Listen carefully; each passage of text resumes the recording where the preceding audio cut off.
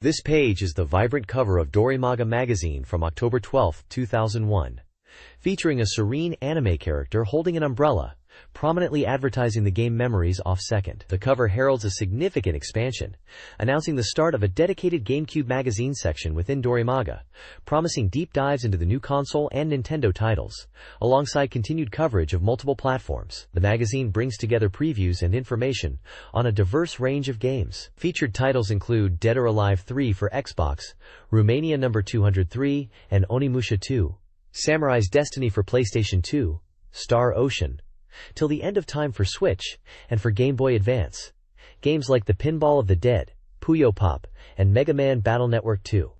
For the GameCube itself, Resident Evil is highlighted. Notably, the magazine also maintains strong coverage of Dreamcast, featuring major titles such as Shenmue 2, Super Robot Wars Alpha for Dreamcast, Sakura Wars Online, Capcom vs. SNK 2, and Phantasy Star Online Verdot 2. The cover teases extensive strategy guides and last-minute details for key Dreamcast releases. This page is an advertisement for Capcom vs. SNK 2, Millionaire Fighting 2001, prominently featuring a powerful illustration reminiscent of Ryu from Street Fighter, gripping a PlayStation 2 controller. The ad highlights the game's key feature for the time: multi-matching, enabling online battles between players on PlayStation 2 and Dreamcast consoles, a groundbreaking technical achievement for cross-platform play. The online service is noted to be by KDDI. The bottom right corner announces a nationwide tournament for the game, scheduled for January 13, 2002, in Tokyo, details of which would be released later on Capcom's website. Two small screenshots showcase the fast-paced fighting action the series is known for. This page serves as a major promotion for Capcom vs. SNK 2, particularly emphasizing its online capabilities and competitive scene in Japan. This page is a dynamic advertisement for Capcom vs. SNK 2, Millionaire Fighting 2001, continuing the focus from the previous page. The prominent artwork shows a character, strongly resembling Ryu from Street Fighter, with a Dreamcast controller and VMU integrated into the image, emphasizing the game's availability on the platform. Large vertical text proclaims, "Fight on the net!" reinforcing the groundbreaking online multiplayer feature that allows battles between players on PlayStation 2 and Dreamcast. The ad details the pricing for the game on both consoles. The standard fighting game for PlayStation 2 is 6,800 yen, excluding tax. And there's also a PlayStation 2 modem pack available for 9,800 yen, excluding tax. Notably, the PlayStation 2 version is highlighted as supporting the dedicated hard disk drive. The Dreamcast version is priced the same as the standard PS2 version at 6,800 yen, excluding tax. Small box art images for the PS2 version are also shown. The bottom proudly states, "In stores now," announcing the game's release. This page effectively promotes Capcom vs. SNK 2, highlighting its cross-platform online play and availability on both major consoles of the era. The October 12, 2001 issue of Dorimaga magazine features a special multi-platform report, expanding beyond its usual Dreamcast focus. This issue highlights games like Dead or Alive 3, Xbox, Resident Evil, GameCube, and Onimusha 2, and Star Ocean 3, PS2, alongside GBA and PC titles. It also covers arcade games, such as Virtual On Force and Tekken 4. Dreamcast content remains, with a Sonic Adventure 2 serial and coverage of Sakura Wars 3. An interesting feature explores the cultural impact of Final Fantasy X and convenience stores. The magazine includes a dedicated GameCube magazine section, reviewing launch titles like Luigi's Mansion. The topics section covers news including the PC version of Phantasy Star Online and Sega developments, indicating the magazine's broader scope.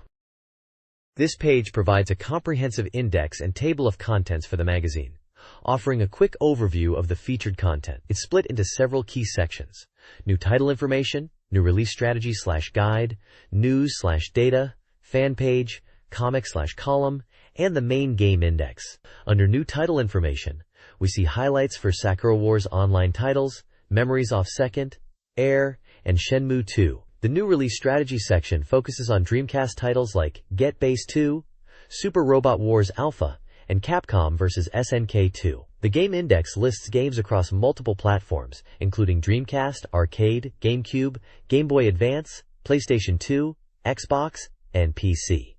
reinforcing the magazine's expanded scope seen in previous issues. Notable entries include Resident Evil for GameCube, Onimusha 2 for PS2, Dead or Alive 3 for Xbox, and popular arcade titles like Tekken 4 and Virtual On Force, alongside numerous Dreamcast classics. The bottom left features an illustration related to Memories Off Second, a visual novel title. Overall, this page efficiently directs readers to the various features within the magazine, covering both new and established titles across different gaming systems.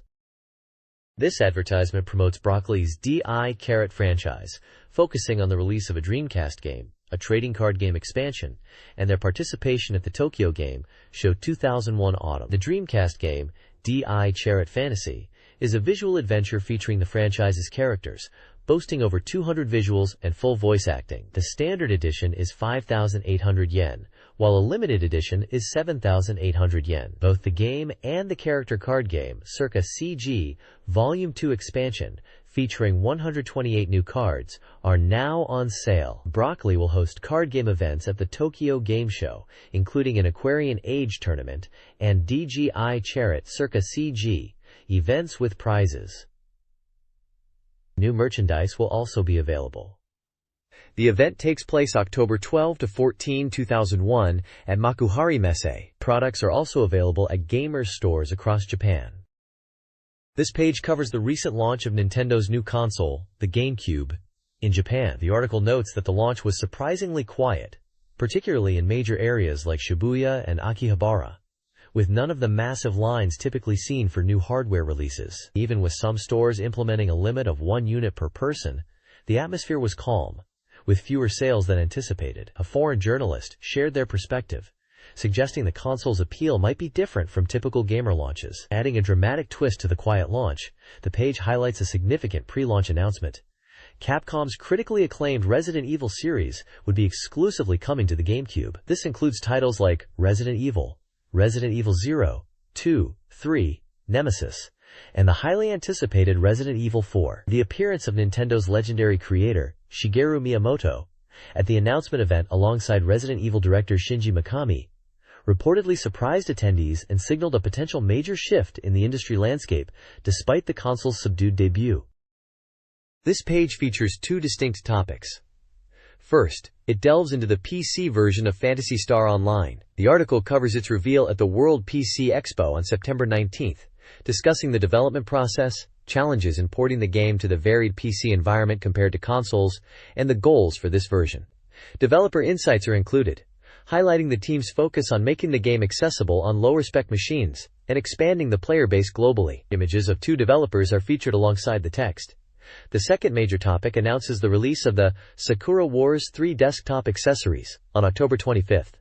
This software package includes various desktop customization items featuring characters from Sakura Wars 3, such as voiced schedule reminders, wallpapers, and even a minigame called Vex. The article also highlights special limited editions that come bundled with unique Sakura Wars 3 themed neckties and tie clips, available in 2 designs. These limited editions are noted as being highly competitive to obtain, produced in runs of 5,000 each.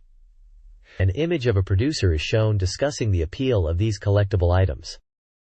This page continues the discussion of Phantasy Star Online for PC, focusing on its showing at the World PC Expo. It highlights that the game supports both keyboard/mouse and controller input, aiming for a comfortable play experience regardless of preference. There was also a stage event where the Sonic team played the game live, showcasing the network capabilities and party play. Images show players at the expo trying out the PC version and the Sonic team on stage during the event. The page also introduces Rez, the new title from UGA, and Tetsuya Mizuguchi, which made its public debut at the Wire 01 event. Described as a game that builds music and visuals, Rez aims to provide a satisfying sensory experience, which Mizuguchi himself states is the key focus. The article mentions different play modes, including casual and invincible options, making it accessible to various players. Images feature scenes from the Wire 01 event, screenshots of Rez's unique wireframe visuals, and a photo of Tetsuya Mizuguchi. Wire 01 is described as a techno festival where world-renowned DJs gathered, sponsored by PlayStation 2 and Sega, with Rez having a dedicated play area. This page dives into the development progress of Soul Calibur 2. It highlights the game's announcement for multiple platforms, including GameCube, Xbox, and PlayStation 2, alongside an arcade release running on the System 246 board, which is based on the PlayStation 2 hardware. An interesting point is noted about the initial screenshots shown, which were perceived by some as being lower quality than the previous Dreamcast entry. However, the magazine received updated screenshots just 3 weeks later, showing a significant leap in visual quality, now stated to surpass the Dreamcast version. Featured on the page are screenshots showcasing the improved graphics and character art for fan favorites like Ivy and Takey, confirming their return, along with a new character, Cassandra. The article emphasizes the rapid development and the impressive quality achieved in a short time frame, building anticipation for the final product. This page focuses on the highly anticipated fighting game, Soul Calibur 2. Dominating the visuals are detailed illustrations of 3 returning characters: the hulking golem Astaroth, the energetic fighter Cassandra Alexandra, introduced on the previous page, and the iconic samurai Mitsurugi Heishiro. Small screenshots show the game in action, featuring these characters. The page also features an interview with a member of the development staff, likely Mr. Sekiyama, who provides updates on the game's progress. He reveals the development is currently at 35% completion, emphasizing that this is a rough estimate but reflects their strong commitment. He highlights the graphical detail, particularly the improved textures for character skin and metal, and the effort put into making stages feel atmospheric, with details like humidity reflecting the seasons. Regarding the release plan, the arcade version will launch first, followed by the home console versions. The story is set several years after the original Soul Calibur. A key section explains the fundamental 3-way standoff gameplay system, illustrating how horizontal attacks counterguarding/sidesteps, vertical attacks, counter movement/strafe, and movement/strafe counters horizontal attacks, a core mechanic that is being further emphasized in this sequel.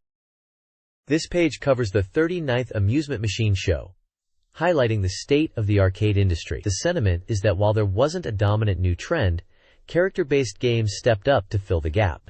The show floor felt less vibrant than in previous years, but the focus on popular licensed properties brought some excitement. Among the standout titles were Namco's Starblade Operation Blue Planet, a promising shooting game featuring a unique spherical screen, which saw incredibly long wait times, and Night Tsukomi Training GIPS, a rather unique gag game where players react to prompts.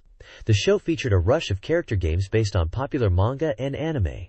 Sega showcased a Lupin II gun shooting game and a Galaxy Express 999 metal game. Taito presented Victorious Boxers, a boxing experience game based on the popular series, while Konami brought Jurassic Park 2i and a police game called the Za Keiji. Racing fans could look forward to Wangan Midnight. Banpresto also displayed Ultraman Fighting Evolution, a fighting game. The page also features general highlights from the show floor, including various booths and appearances like Sega president Hideki Sato, and even a special appearance by characters like Momo and Bospagal from Postped. Overall, the show seemed to rely heavily on established IPs, in the absence of a strong new genre trend. This page explores a variety of arcade titles from different manufacturers, showcasing a mix of genres and ambitious concepts beyond just character tines, though they are still prominent. Featured games include Sega's unique typing game, La Keyboard, Mitzi Productions' Bugbuster, which uses a spray gun controller, Konami's historical action game Tsurugi with a sword controller, and Namco's provisional surfing game Samurai Surf.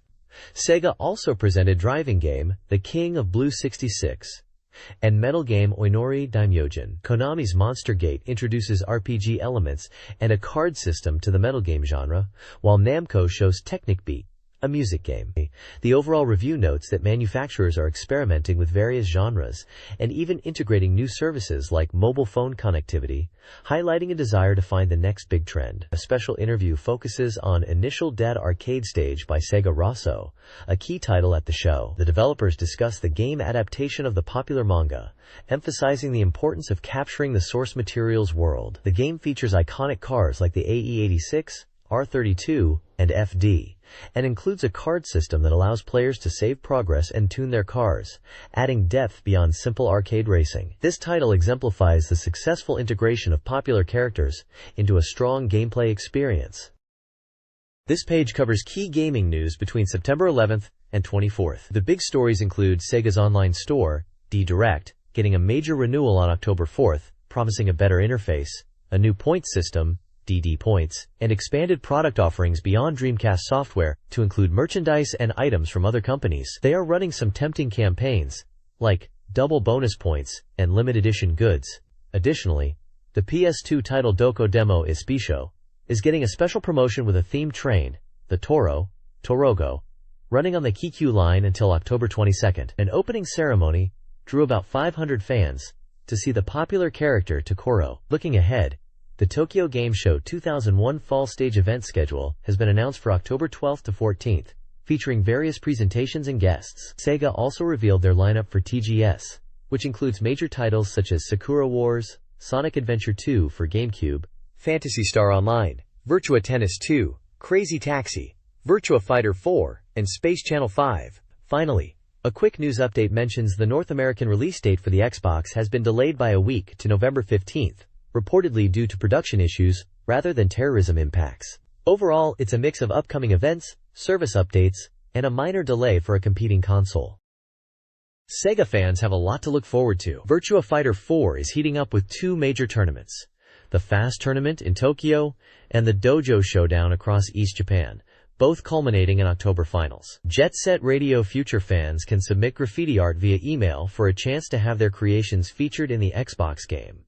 Smilebit is accepting submissions until late October. Additionally, special Sakura Wars Christmas dinner shows are planned for December in Osaka and Tokyo, promising a festive experience with the series cast. The page also highlights various other events, including the Digital Future 2001 show and collectors markets, along with a reminder to manage finances before the Tokyo Game Show. It's a busy season for Sega enthusiasts, with diverse ways to celebrate their favorite games. This page dives into several exciting events and industry happenings. We start with a significant collaboration between Sega and Namco in the arcade business, aiming to revitalize the domestic market. It's framed as coordination and competition, a fascinating dynamic to watch. There's even a hint that arcade hardware like Naomi and System 246 might see joint development, potentially paving the way for things like a new Virtua Fighter arcade game. Next up, a media showdown featuring Light Gun Games, specifically promoting Time Crisis 2 and teasing the upcoming release of Gun Survivor 2. The event included participants battling it out with the Golden GunCon 2 controller, with some cheering on the players dressed as characters. In campaigns, an internet provider is offering exclusive Sakura Wars coasters to new subscribers, a neat bonus for fans of the series. And for those interested in simulation, an event at a horse racecourse highlighted the game Derby Tsuku 2, showing off its prediction capabilities. Finally, the page wraps up with industry news, touching on the PC version of Phantasy Star Online being shown at a recent expo, and Sega's venture into digital educational toys for McDonald's. A web news ranking highlights popular stories like the GameCube launch, Resident Evil becoming a GameCube exclusive, and news about Dragon Quest and the Final Fantasy movie. Lots of diverse gaming news packed onto one page. This page kicks off with an exciting announcement for the fighting game community. A Guilty Gear X Ladies Tournament is being held exclusively for female players on October 6th in Shinjuku, Tokyo. It highlights the growing number of female fighting game fans, perhaps drawn in by the game's cool characters. Screenshots show the fast-paced action Guilty Gear X is known for. Moving to mobile, Enix has opened a Dragon Quest Casino DX site for Jaleski phones, bringing Dragon Quest-themed casino games like slots and a monster catcher to mobile devices. It's cool to see familiar monsters like slimes making their way onto phones. On the Dreamcast front, Phantasy Star Online has received a prestigious award, recognized for its groundbreaking network features and its potential for future expansion, including planned PC and GameCube versions. The page shows images from the award ceremony, underscoring the game's impact. Looking ahead to the Tokyo Game Show 2001 autumn, SoftBank Publishing is showcasing various goods at their booth, including magazines and merchandise. Fans can look forward to items like unique t-shirts, and even get a Sakura Wars 3 illustration underlay with a coupon. Finally, a rapid-fire news check covers recent events, including game release delays due to world events, announcements for PC and GameCube versions of games, and updates on various titles like Dragon Quest IV, Xenosaga, and Puyo Puyo. It also mentions Tsutaya beginning nationwide sales of used games and recycling software.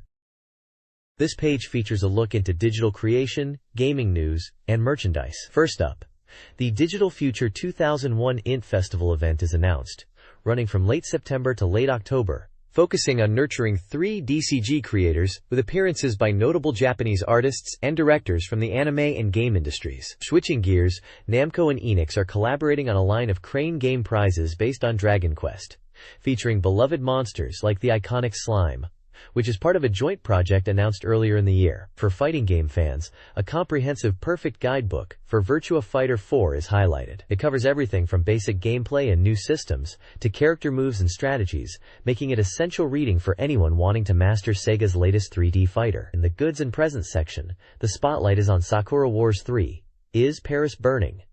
Quote, showcasing a set of pin badges featuring characters from the Paris Combat Review. Readers have a chance to win a set in a giveaway. Finally, the page introduces new music releases from Falcom, including a volume in their Millennial series and a complete revival of arrange albums for the classic YS series, giving fans a chance to revisit their favorite game soundtracks. The Dreamcast Datastation's bi-weekly Top 10 sales chart reveals the hottest games on the platform. Shenmue 2 dominates at number 1, exceeding 10,000 units in its first week. Capcom vs. SNK 2 Millionaire Fighting 2001 follows at number 2, fueled by anticipated events. The list continues with Dejiko no Mai Dejiko no Daibuken, Super Robot Wars Alpha, Pro Yaku Team Wotsukuru, and Asobu, Zero Gunner 2, Komisupa Party, Random Arc Black Soul, Phantasy Star Online Ver 2, and Cosmic Smash. These titles showcase the Dreamcast's diverse game library, from fighting games and RPGs to shooters and online experiences. Phantasy Star Online, Zver 2 also hints at upcoming releases on PC and GameCube. This page presents the Anticipated Titles Ranking Top 30, showcasing the upcoming games readers are most excited about. It notes that the Tokyo Game Show is approaching, where many new and anticipated titles will be shown, making it interesting to see how future rankings might change. Topping the list at number 1 is Sakura Wars 4, Fallen Love Maidens, with 1024 points. The entry includes artwork of 2 key characters and mentions its presence at TGS and upcoming movie information. Ranked number 2 is Mobile Suit Gundam, Federation vs. Xeon, earning 440 points. A gameplay screenshot is featured, and the description discusses the popular arcade version and the potential for a console port. Coming in at number 3 is Sakura Wars Online, Imperial Capital and Paris, with 318 points, accompanied by a character image. The text confirms the official name and hints at details about exploring the game's world. The page also features a ranking table listing games from 4th to 30th place, along with their points and basic data like developer and release information. Highlighted as pickup titles are Eldorad Gate Volume 7, ranking 17th with 108 points, and Tako no Marine, tentative, ranking 42nd with 4 points. Eldorad Gate is described as the series' conclusion, while Tako no Marine is an action puzzle game. The page includes screenshots for both. This page delves into reader feedback, specifically focusing on what games people hope to see ported to different consoles in the Transplant Wish List section. Topping the list for Dreamcast ports are titles like Sister Princess and Knights, showing a desire for games from other platforms on the Dreamcast. Conversely, readers want Dreamcast hits like Sakura Wars, Shenmue, and Eternal Arcadia, Skies of Arcadia, ported to the PlayStation 2, GameCube, and Xbox, highlighting the popularity of Sega's first-party titles. The page also presents the video game income ranking, which lists the top-earning arcade games. Virtua Fighter 4 holds the number 1 spot, followed by Mobile Suit Gundam, Federation vs. Xeon, and Capcom vs. SNK 2. Highlighted titles include the upcoming Soul Calibur 2, shown with character artwork, and The King of Route 66, a truck driving game, indicating anticipation for these arcade-to-console ports. There are also celebratory mentions with screenshots for the Resident Evil series on GameCube and a tease for a PS2 title called Switch. Overall, the page captures the interconnectedness of gaming platforms and the demand for popular titles to cross over. This page presents a comprehensive software release schedule, focusing primarily on the Dreamcast and upcoming titles, but also covering Sega's releases on other platforms and the PlayStation 2 schedule. The main section details the Dreamcast release schedule, listing titles with dates, publishers, prices, genres, and compatibility notes. It also features a prominent announcement about a change to the Dreamcast point system, shifting to a new DD point system effective September 28, impacting how points earned from included slips can be used. Noteworthy titles listed include Power Smash 2, Virtua Tennis 2, Rez, and various Japanese adventure and RPG titles. Following this, there's a section titled, Titles Sega Provides to Other Hardware, listing Sega's upcoming games for PlayStation 2, GameCube, Xbox, PC, and Game Boy Advance. This shows Sega's multi-platform strategy. Finally, the PlayStation 2 section highlights the highly anticipated release of Metal Gear Solid 2, Sons of Liberty, on November 29, emphasizing its simultaneous worldwide launch and the excitement surrounding it. The PS2 schedule also lists titles like All-Star Baseball, Star Wars, Starfighter, and Super Value titles, alongside Japanese releases. Overall, the page provides gamers with a detailed look at upcoming software across major platforms, showcasing Sega's continued support for the Dreamcast, while also branching out onto competing consoles, highlighted by the major PS2 release announcement. This page presents a comprehensive DataStation update focused on the PlayStation platform, detailing upcoming software releases. The majority of the page is dedicated to extensive lists covering PlayStation titles scheduled from late 2001 and looking into 2002 and beyond. These lists provide essential details, such as release dates, many marked as undecided, the publisher, price, genre, and any relevant notes like compatibility with accessories like the HDD. You'll find titles spanning numerous genres, from fighting games like Guilty Gear X and The King of Fighters 99 to major RPGs such as Final Fantasy XI and Shadow Hearts, alongside games like Dynasty Warriors 3 and Onimusha 2. A notable features section provides good news for Tales series fans, announcing an upcoming fan disc for PlayStation. It highlights a unique system called Kaodora, which uses character faces and voices pulled from the web, serving as the foundation for an adventure game titled KO Venture, which appears to include puzzle elements and a gallery mode, according to the accompanying screenshots and description. The page effectively serves as a detailed roadmap for PlayStation players, showcasing a wide array of games slated for release across various categories, and dedicating special attention to a unique fan-focused title. This page shifts the data focus to the burgeoning next-generation consoles. The Nintendo GameCube section at the top presents images of the console in violet and anticipated orange and black color options. The accompanying text suggests that while the system's launch felt gradual, the upcoming software lineup is looking solid, offering reassurance for the future and even hints at a potential DVD attachment. A large table follows, listing scheduled GameCube games. This includes expected titles like Pikmin, Super Smash Bros., Melee, Eternal Darkness, Sanity's Requiem, and Star Fox Adventures. The lower half covers Microsoft's Xbox, showing an image of an early prototype unit. The text here details a recruitment drive, seeking Japanese test players for Xbox games, offering compensation for those near Tokyo willing to provide feedback and bug reports. This section is dominated by a comprehensive list of upcoming Xbox titles, featuring potential releases such as Resident Evil, Soul Calibur, Ridge Racer, Dead or Alive 3, and various localized and original titles. This page shifts the focus from consoles to handhelds, presenting upcoming software lineups for the Game Boy Advance, Game Boy Color, WonderSwan Color, and Neo Geo Pocket/Neo Geo systems. The Game Boy Advance section takes center stage, providing details on the console itself and featuring a preview for the upcoming Gyakuten Saiban, known internationally as Phoenix Wright, Ace Attorney. The preview highlights that a demo for the game, set for an October 12 release, is available online, and praises its fast-paced story and unique animations, recommending it even for those short on time.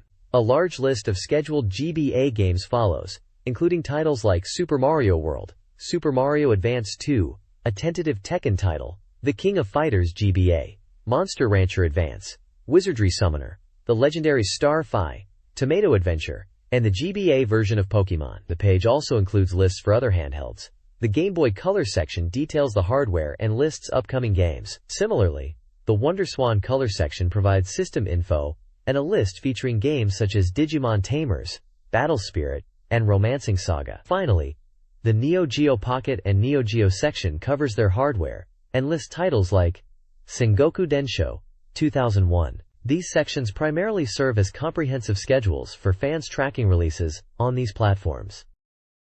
This page features the Dreamcast game Prism Heart, a night training love simulation developed by Pajamas Soft and published by Kid. The page is dominated by a large, vibrant illustration of a blonde-haired anime girl, who appears to be the main character, sitting with her hands folded. Below her is the colorful logo for the game. To the right, a small chibi-style illustration introduces a new character in a red hood. The tagline vertically positioned on the left reads, "In the town of windmills, the winds of love and battle blow." The top right highlights a first press limited edition, which includes a 2-disc drum set with a bonus side story disc titled Feelings Put Into the Sword. The game was scheduled for a November 2001 release, with a planned price of 6,800 yen, excluding tax. The artwork is credited to Tetsuya Ono. This page presents the reader-submitted rankings for Dreamcast games, known as the Reader's Race. It's a comprehensive list based on votes and reviews from readers, serving as a guide for purchasing Dreamcast titles. The main feature is a detailed table showing the ranked games, their previous positions, genres, and average scores based on reader feedback. The spotlight is on the new entry, Shenmue 2, which makes its debut appearance on the chart at number 6. A screenshot is included showing Ryo Hazuki and Ren of Heavens walking together, with a caption that roughly translates to, "Trusting one another, the two." The accompanying text summarizes reader reviews. Fans were impressed by the scale, feeling it improved upon the first game.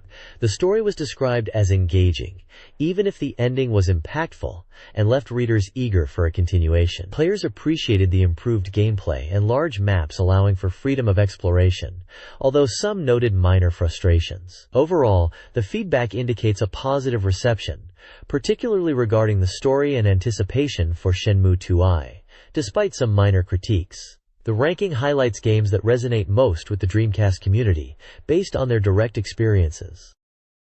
This page continues the Reader's Race ranking, listing Dreamcast games from position 31 downwards, showcasing a variety of genres preferred by the readers. 2 new software titles are highlighted with reader and magazine scores. First up is Capcom vs. SNK 2, Millionaire Fighting 2001. Presented as a pinnacle of 2D fighting games with impressive systems and a rich character roster, receiving high praise for its network battle feature. Readers lauded the groove edit mode and depth of strategy, though some noted long loading times. Next is Zero Gunner 2, a shooter praised for its exhilarating action and innovative turn marker system, allowing players to rotate their perspective. Readers found the gameplay satisfying and appreciated that user feedback seemed to be incorporated into the design. Finally, Dejiko Fantasy is featured, an adventure game noted for its effort in graphics and anime cutscenes. Reviewers appreciated the distinct scenarios, and felt it successfully blended its character origins with a surprisingly serious tone, despite some comments about the overall volume of content, and a minor issue with text display during voice acting. This page continues the Reader's Race ranking for Dreamcast software, listing games from rank 93 down to 154 on the right side, covering a diverse range of titles enjoyed by readers. On the left, 3 new software releases are highlighted. Coming in at rank 140, Aerodancing is featured, a flight simulator noted for its realistic feel and focus on core gameplay. Get Bass 2, the fishing game, is ranked 157, and praised for its simple, intuitive controls and the tense feeling of trying to land a catch. Finally, the sci-fi sports game Cosmic Smash, ranked 202, is showcased. Reviewers found it stylish and easy to pick up and play, despite some feeling the overall feel was somewhat plain. The page also spotlights Super Robot Wars Alpha for Dreamcast, at rank 139, a significant drop from its previous rank. Despite this, it's highlighted as a noteworthy strategy RPG. Commentary discusses the move to 3D graphics from previous 2D entries, the challenging gameplay, and fan anticipation for the title. This page continues the Reader's Race ranking for Dreamcast software, listing games from rank 155 down to 216. The main feature highlights the romance adventure game, Canary Putting These Feelings to Song, which ranks impressively at 50th place in the reader poll, significantly higher than the magazine's own rating. This title, originating from PC, was ported to Dreamcast with substantial enhancements to visuals, scenarios, and events, making it a powered-up version. The game tells a youth romance story primarily revolving around band activities. Developer comments mention successfully preserving the original atmosphere while adding improvements and encourage players to experience the new world. A reviewer praises the game's focus on depicting characters through realistic daily conversations rather than relying on big dramatic events, finding this approach refreshing and highlighting the charm in the natural interactions and romance. Reader comments echo this sentiment, commending the appealing characters, engaging conversations, and the useful message skip feature. The page also notes the release of a vocal album titled Smile for You, featuring image songs and recordings. This page continues the reader's race ranking for Dreamcast software, listing games from rank 217 downwards. The main feature highlights Atsumare Guru Guru Onsen, a key title in establishing online gaming on the Dreamcast. Described as focusing heavily on service, the game centered around fostering community among players. An interview with a developer discusses the project's origins in 1998 and the challenges of creating a network game during that era, emphasizing the importance of communication features like chat and mail. The game's high reader score reflects how well its emphasis on community and interaction resonated with players, particularly through unique features like exchanging virtual business cards. Screenshots show the game's character portraits and an overhead view of the game world, featuring areas like the Hot Spring Village. This page continues the reader's race rankings for Dreamcast software, delving into the lower tiers. On the left, you'll find the F category covering ranks 278 down to 338. This is followed by commentary on the B through F categories, noting the significant movement in rankings this time, particularly the large drop for Super Robot Wars Alpha, which fell from 7th to 139th place. Other notable drops included Derby Stallion 2 and Yume no Tsubasa. A screenshot from Super Robot Wars Alpha is shown, highlighting its mech designs. Further down, the page provides commentary on the JAG category rankings, revealing the game at the very bottom, confirmed to be Heisei Mahjong Sao. It also touches on other low-ranking titles, like Gakyu Ou Yamazaki. A small screenshot, likely from Heisei Mahjong Sao, illustrates the look of these lower-ranked games. On the right, the JAG category ranking table continues, listing games from rank 333 down to 364.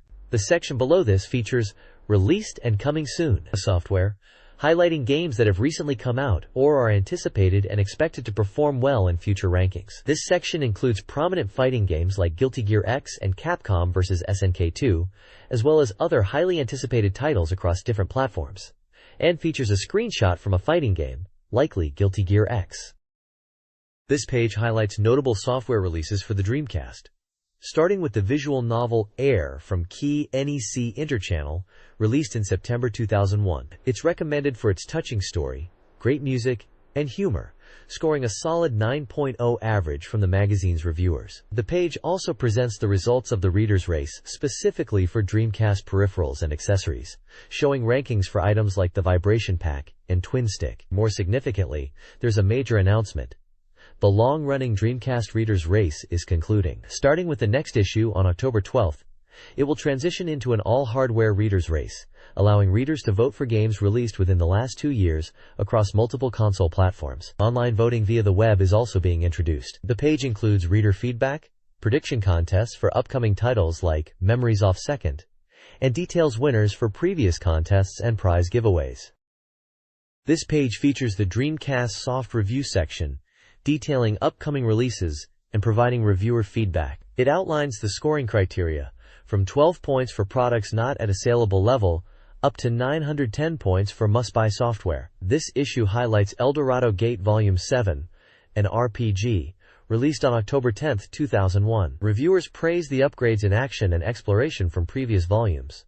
Some find the difficulty high, especially the final boss, noting it feels like an all-out war. The story reaches a big moment with significant plot progression and emotional beats, though some felt the ending was anticlimactic after a year-long story spread across volumes. It received an average score of 7.33. The page also includes a check on new software and peripherals, showcasing simulation titles for Pachislot and Pachinko enthusiasts. Featured games include Pachislot Teu Dream Slot Olympia SP, released September 27th, and Pachinko no Dendu CR Nanashi, released October 4th, providing players with realistic simulations of popular machines. This page is the cover of Raspberry Volume 2, released on October 11th. This magazine focuses on emotional, beautiful girl characters and their related media across multiple platforms, featuring a prominent anime girl on the cover. The issue is packed with content, including sections dedicated to anime, PC, DC, Xbox, and comics. Highlights include an in-depth look at Mahoromatic and Read or Die in the anime section. The PC section previews eagerly anticipated titles like Pia 3 and Snow, alongside other games like Kare 2, Bokura no Natsu, and Dayakushi. For Dreamcast fans, there's a feature on Comic Party, including a special appendix. Xbox is also covered, noting Bistro Cupid as a potential GAL game for the console. The magazine includes discussions on the legacy of titles like Canon. As a bonus, this volume comes with an appendix set including a mobile strap, desk mat, and postcards. The editors express a commitment to covering all relevant Bishoujo titles with a focus on presentation, hoping readers enjoy the content. This page presents an investigative report titled, "What's the Deal with Digicube Recently?" Following up on FFX and future developments. It delves into the status of Digicube, the company known for distributing Squaresoft titles, particularly the Final Fantasy series, through convenience stores in Japan. The report questions how Final Fantasy X, FFX, performed since its release, and discusses Digicube's current market position and future outlook. It touches upon FX's sales as the first Final Fantasy title on PlayStation 2, and examines Digicube's sales trends for the series. The article includes screenshots of FFX characters Titus and Yuna, the gamebox, and a section on future Digicube developments, showing an image possibly related to Sakura Taisen, indicating their expansion beyond just game software sales. A table compares the sales data and Digicube's percentage share for Final Fantasy V2, Version 2, IGOS, and X, noting the reservation bonus offered for each title. It highlights a trend of Digicube's proportion of sales potentially decreasing with FFX. Another section discusses recent reservation bonuses offered through convenience stores, listing games like Devil May Cry, Ace Combat 04, Shattered Skies, Virtua Fighter, Shenmue 2, and others, and their respective bonus items. The discussion reflects on the popularity of these bonuses in the past and how things are currently. Overall, the page serves as a market analysis, examining Digicube's historical significance with the Final Fantasy series and its current standing and strategies in the post-FFX landscape. This page continues the investigation into Digicube and the state of game distribution, featuring an interview with Mr. Fumio Kurokawa from Digicube. He speaks candidly about the current difficult market for game software, mentioning a general slowdown and a dip in Digicube's market share. Regarding Final Fantasy X, he admits the sales results were challenging, especially compared to the massive pre-orders seen with previous Final Fantasy titles, like V2 and V2i. He discusses how the effectiveness of pre-order bonuses has changed. Mr. Kurokawa highlights Digicube's strategy of diversifying beyond just games. They are seeing success with other media, like Idle DVDs, and are actively focusing on strategy guides, noting the strong sales of the Final Fantasy X Ultimania series. They are also expanding into PC software, including a popular typing game featuring a cute USB mascot. The company is working to evolve its business model, aiming to become a broader Japan entertainment distribution entity, rather than solely focusing on game software via convenience stores. The page also includes a preview of the upcoming Tokyo Game Show. The next page declares the upcoming transformation of Dorimaga into a new dimension. On October 12th, the magazine will launch as a comprehensive gaming publication for the new century. Following the discontinuation of Dreamcast production and Sega's shift to multi-platform development starting October 12th, the magazine, which changed its name from Dreamcast Magazine to Dorimaga in May, is also evolving. It highlights Dreamcast masterpieces like Sakura Wars 3, Super Robot Wars Alpha, and Shenmue 2.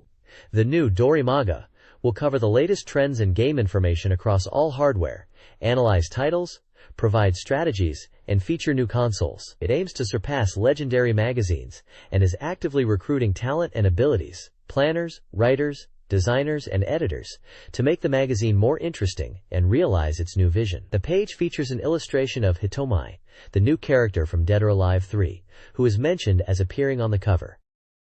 This page introduces Sakura Taisen Online for the Dreamcast, leveraging the Open Dice online gaming system. It highlights the game's core concept, allowing players to create their own avatars and immerse themselves in the world of Sakura Wars through two distinct versions, the Imperial Capital and Paris, which are being released simultaneously. Players can enjoy activities like spending time with their favorite characters from both the Imperial Flower Division, Sakura Wars 1 and 2, and the Paris Flower Division, Sakura Wars 3, engaging in conversations in dedicated chat rooms, and participating in various online minigames, such as card games. One screenshot even shows a revolution counter during gameplay. The game, categorized as a dramatic community title, supports online play for up to 4 people and is slated for a December release. The next page dives deeper into the features of Sakura Taisen Online. It reveals you can explore the streets of the Imperial Capital or Paris, not just with your custom character, but alongside your favorite members of the flower divisions. The classic Lips dialogue system makes a return, influencing your trust levels with characters.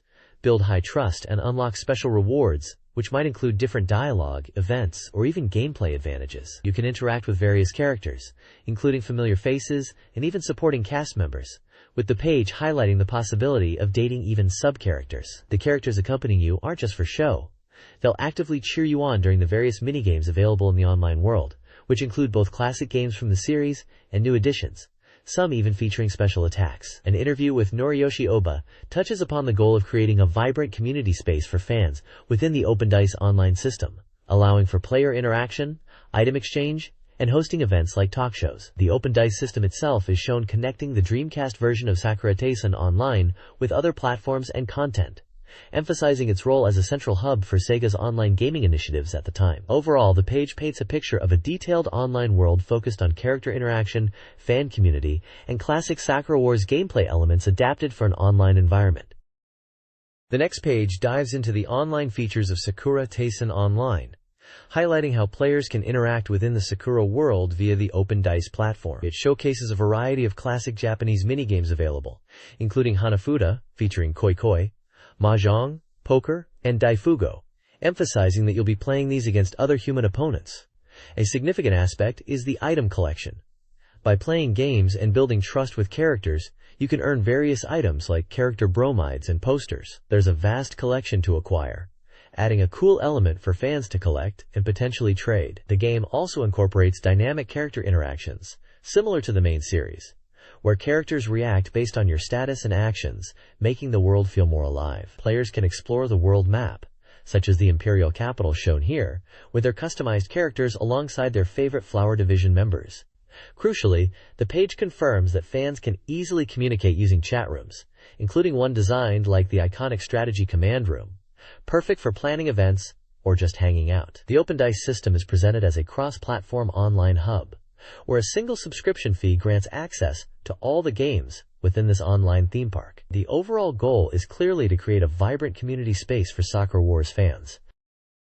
This page presents a special report on the visual novel game, Memories Off Second, a direct sequel to the popular Memories Off series.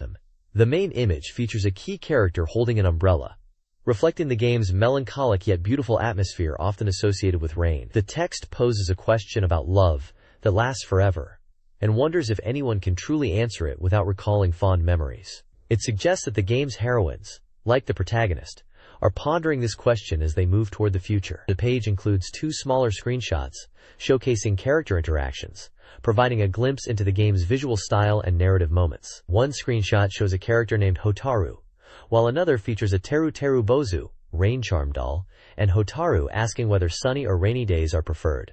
The game data section confirms Memories Off Second is an ADV, adventure, genre game focused on romance, playable by one person. It was released on September 27th and priced at 6,800 yen. It supports VGA output, Puru Puru pack vibration, and network connectivity. And note mentions that the PS version was simultaneously released, and the initial limited edition included a making-of disc. The official website address is also provided here. The report indicates the game is 100% complete. This report details the gameplay features and merchandise related to Memories Off Second. Key gameplay elements include adjustable text speed and display options.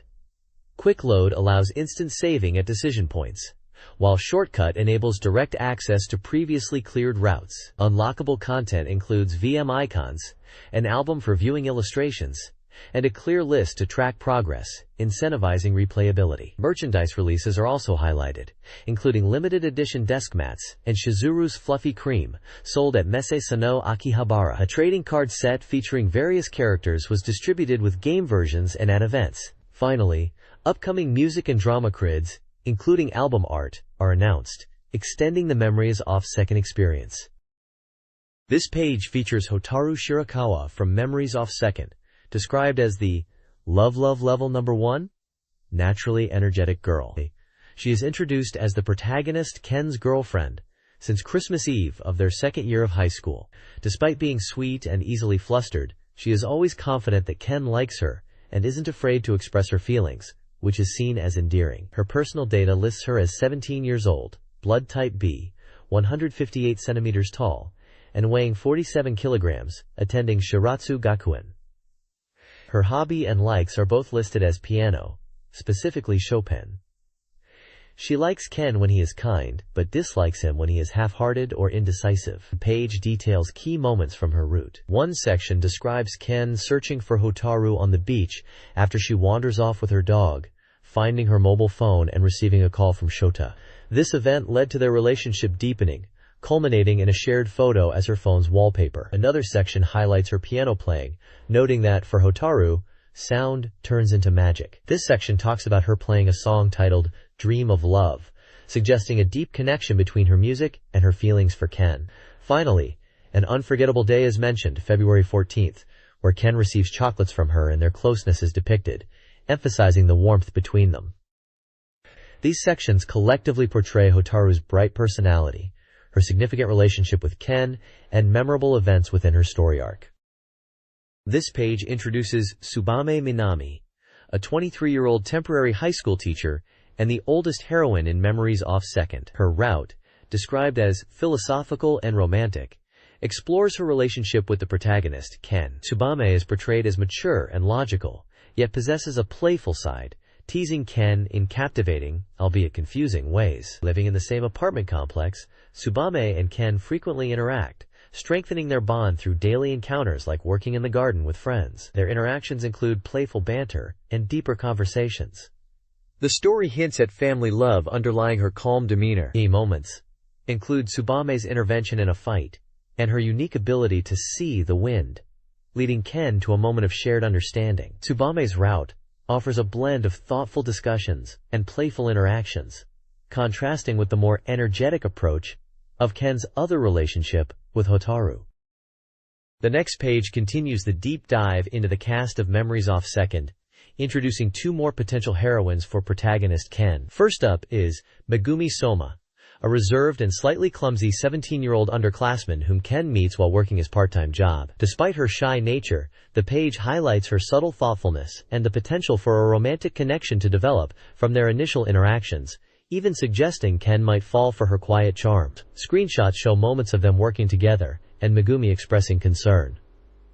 Below her profile is Tomoe Tobias, also 17, and part of a theater troupe. A striking aspect here is her relationship with Hotaru, Ken's childhood friend and one of the main love interests from the previous game, and also featured on the prior page.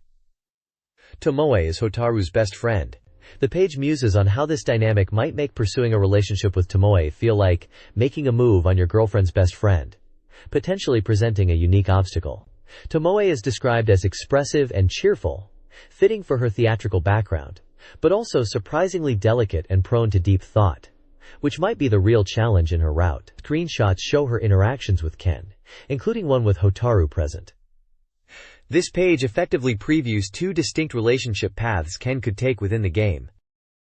The next page continues the dive into the cast of Memories of Second, introducing two more characters who protagonist Ken might encounter. First up is Shizuru Shirakawa, age 21 and Hotaru's older sister. Described as a university student who enjoys cooking and dislikes intense music, Shizuru interacts with Ken quite frankly due to his relationship with her younger sister, Hotaru. The text highlights her nurturing, almost motherly nature, and how she showers Ken with affection, often teasing him. Scenarios shown include a visit to Ken's workplace where they share a meal, and a later encounter at a park bench where she shares baked goods. The reviewer ponders whether, despite Ken's relationship with Hotaru, A romantic development with Shizuru is possible. Below her is Suzuna Takano, a 17-year-old private high school student.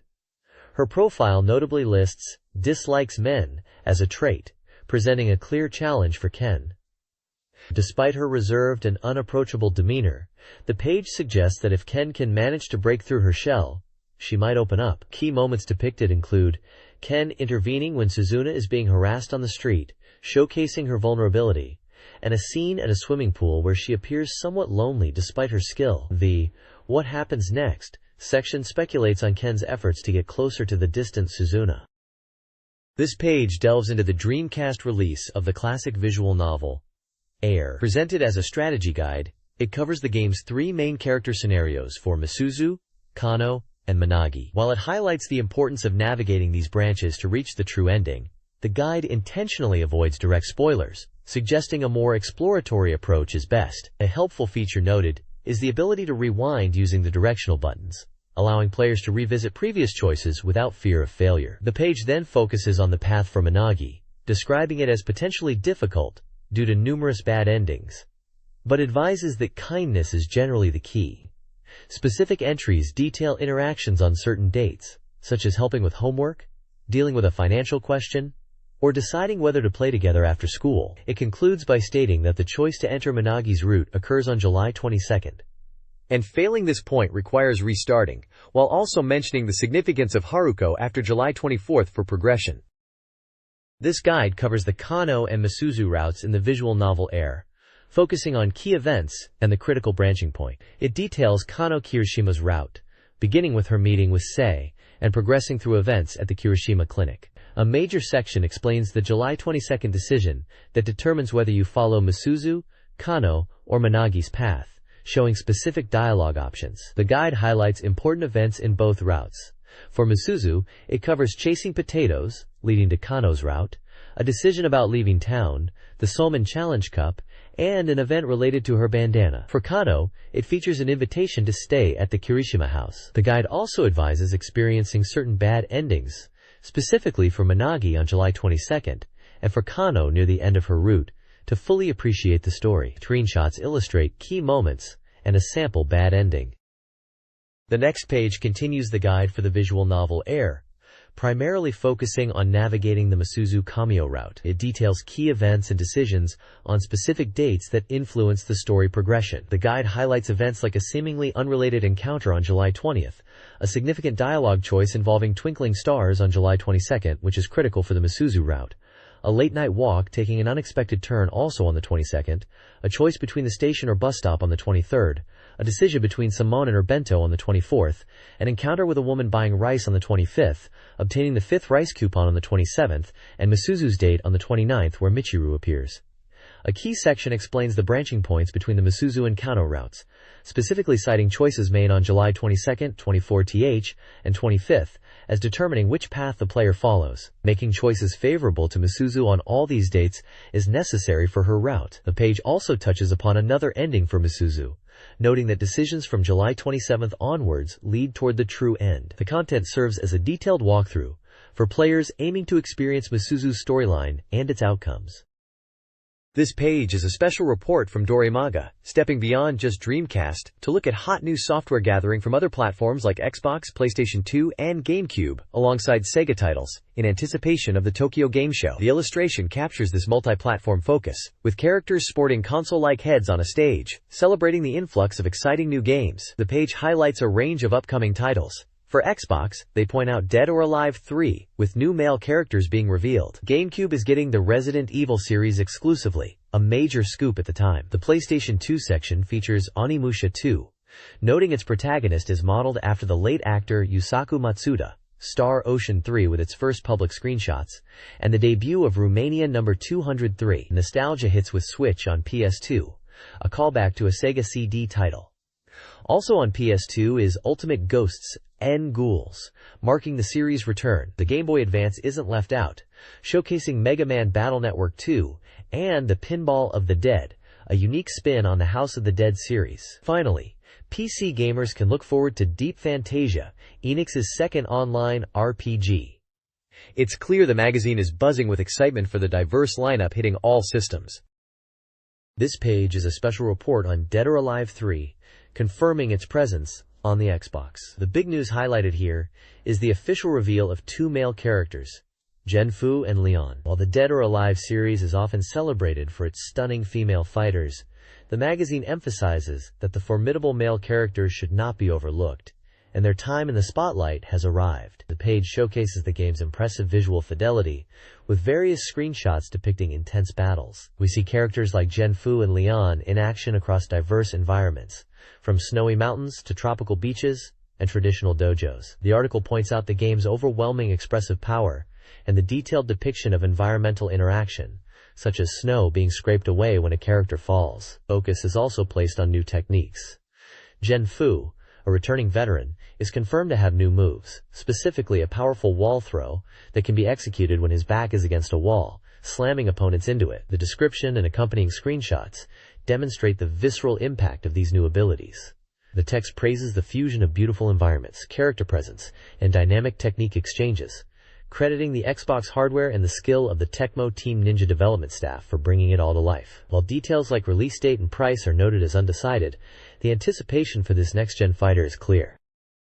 Dead or Alive 3 sees the return of veteran fighter Jen-Fu, wielding his Xinyi Liuhe Quan style. Driven by concern for his granddaughter, he brings a personal stake to the tournament. The article showcases new combo sequences, including links with Helena, highlighting visual fidelity with detailed reactions, and new attacks like the dragon form shelf and snake form body. Costumes receive praise, with the return of Jen-Fu's white tiger outfit and new designs for Lei Fang, including an ethnic dress and a blue kipao, showcasing improved textures and details. The reviewer suggests Jen-Fu's connection to the original Dead or Alive, and highlights a specific countermove, hinting at story elements. The article also provides background on Xinyi Lihe Quan, emphasizing its explosive nature and body attacks, while screenshots demonstrate the moves and costumes in detailed environments.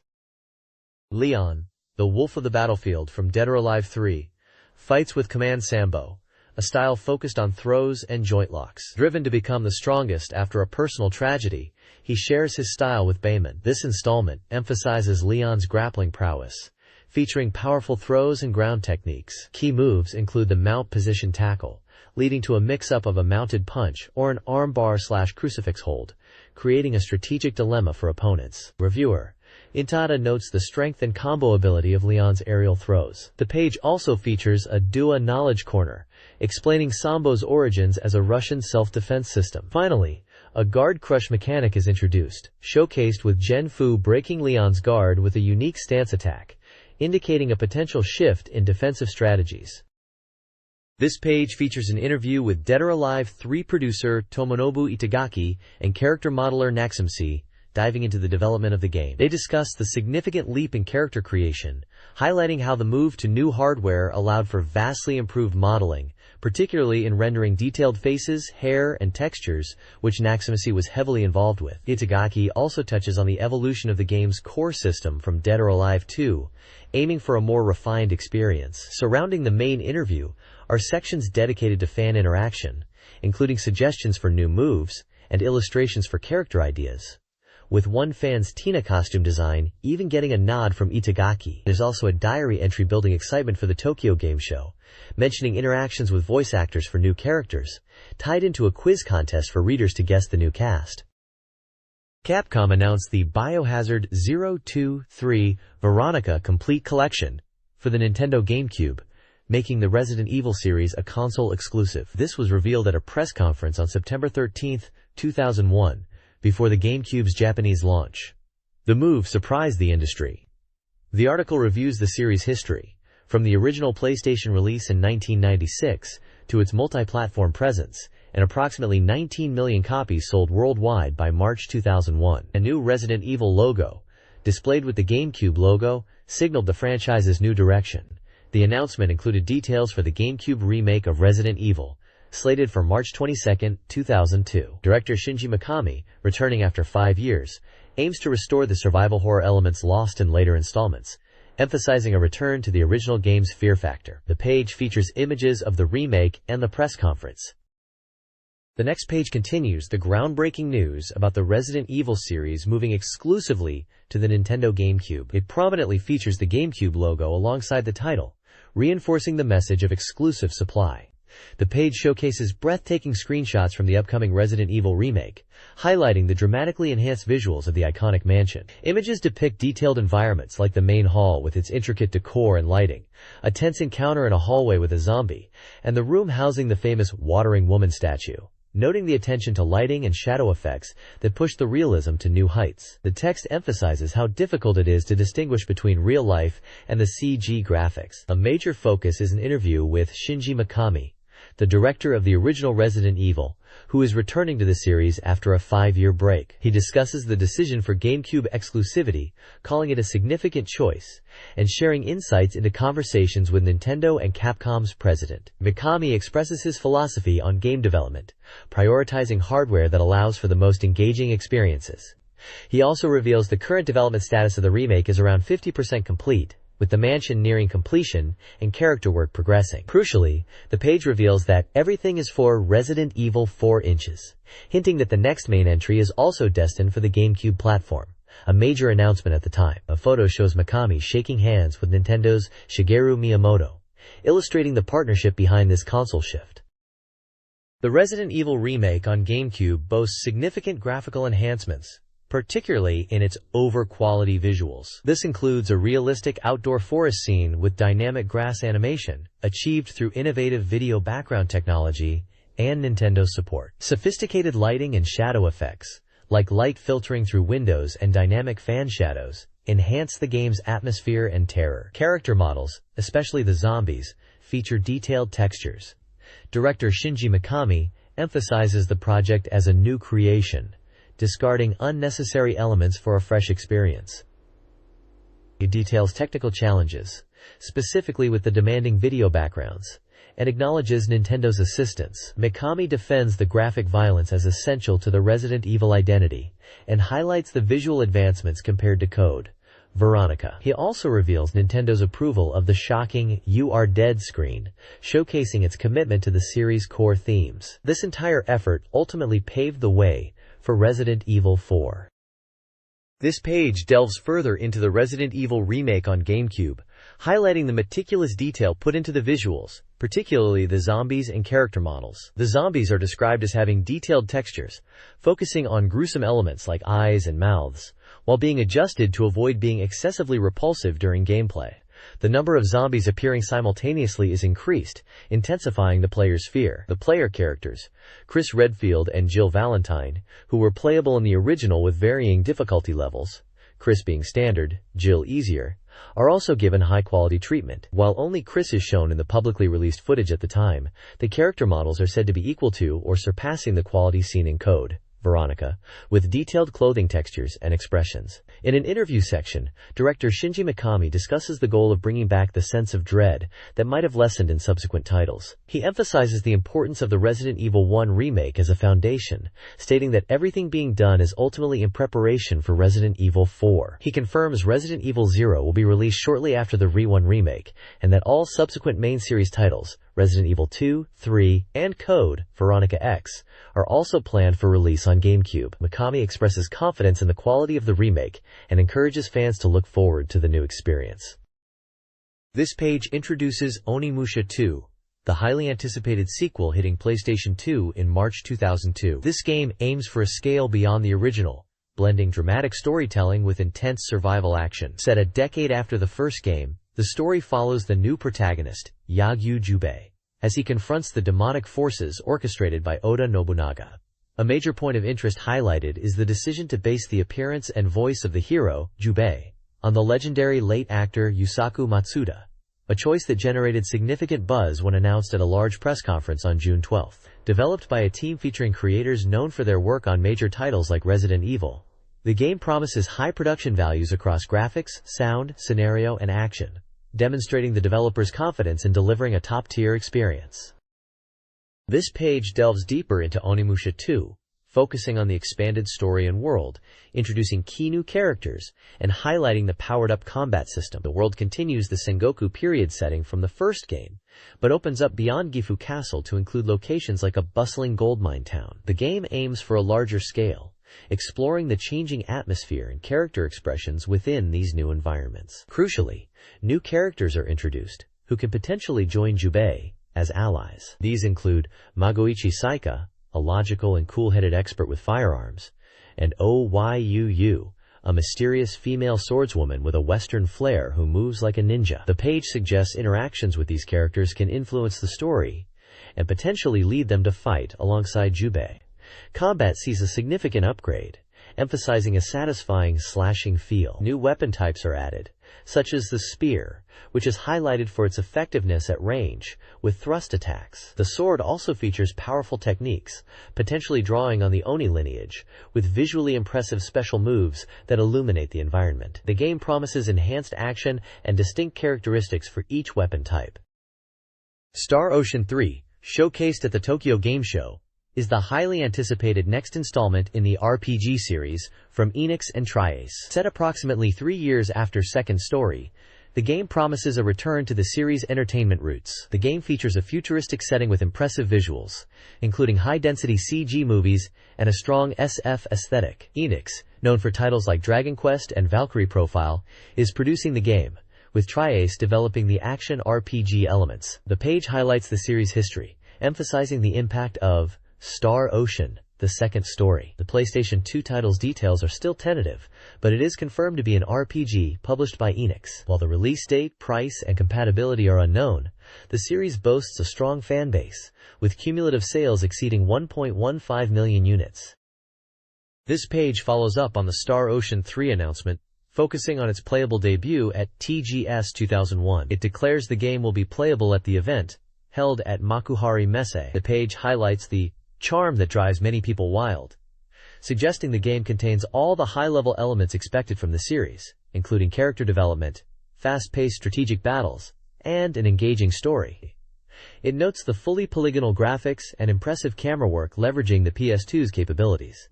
Key features discussed include the evolution of the action and strategy battle system, questioning if the depth and tension of previous entries will carry over to Star Ocean 3. Screenshots show real-scale character models in combat, a significant change from the more deformed style of earlier games.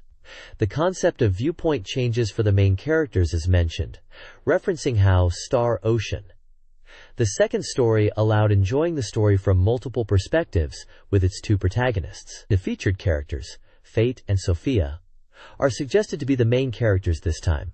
Finally, the private action system returns, where character emotional values affect scenario branching, illustrated by a scene in a town. The page encourages attendees to visit the Enix booth at TGS to experience the playable version of SO 3 firsthand. This page shifts focus, showing that Dorimaga is now covering releases on other platforms, highlighting unique games coming to PlayStation 2. It spotlights the incredibly distinct title, Romania No. 203, originally a Dreamcast gem developed by Wavemaster, Sega's acclaimed music production team. The core gameplay puts you in the shoes of a god observing the daily life of Neji Taihei, a troubled college student living in room 203. It's a fascinating life intervention simulation, where you subtly interact with items in his room to influence his life and see the resulting drama unfold. For the PS2 version, scheduled for spring 2002, there are rumors of additional minigames being added. And with Wavemaster behind the sound and 5.1 chain support mentioned, expect the audio design to be top-notch. The game also features music from the real-world artist Sarani Poggi, adding to its unique atmosphere. If you're looking for something completely different, Romania No. 203 is definitely one to watch on PS2. This page shifts focus to another unique PlayStation 2 title from Wavemaster, the same team behind Romania No. 203. It's the legendary Sega CD game, Switch, making a surprising return. For old-school Sega fans, this is a classic that will bring back memories. The core gameplay is deceptively simple. You just push switches that appear in the game. Don't bother asking, is that fun? The unpredictable and often hilarious results are the point. If you push the wrong switch, famous monuments around the world are destroyed, potentially leading to a game over. It's pure chaotic fun you have to experience yourself. Scheduled for a spring 2002 release on PS2, the page also features a fantastic manga by Sasaki Fumiko from Wavemaster, designed to give you a glimpse into the absurd world of Switch if you can't imagine the fun. The comic strips show the development process, introducing characters like Maki-kun as the protagonist and even featuring cameos from Romania's Neji Taihei and Surani Poji. It delves into discussions about the game's concept and sound design, including a humorous note about the sound of a frog. Sasaki Fumiko also mentions her personal diary is available on the Wavemaster website, for those interested in more behind-the-scenes content. This page perfectly captures the eccentric and creative spirit of Wavemaster and their quirky game releases. This page features the PlayStation 2 title Maximo, Ghosts to Glory, a 3D action game from Capcom that's presented as a potential 21st century return for the classic Ghosts on Goblins series. You take on the role of Prince Maximo, who must fight to reclaim his kingdom and rescue his fiancée, Princess Sophia, from the Demon King Achille. The core gameplay revolves around hacking, running, and notably, the iconic ability to lose your armor when hit, leaving you to fight in your boxers. Expect challenging gameplay and familiar mechanics from the Ghosts in Goblins series, including finding powerful weapons and armor in treasure chests. The game promises changing environments and battles against hordes of undead enemies as you pursue Achille and the seemingly controlled Princess Sophia. This title clearly aims to capture the spirit and difficulty of its classic arcade predecessor in a new dimension.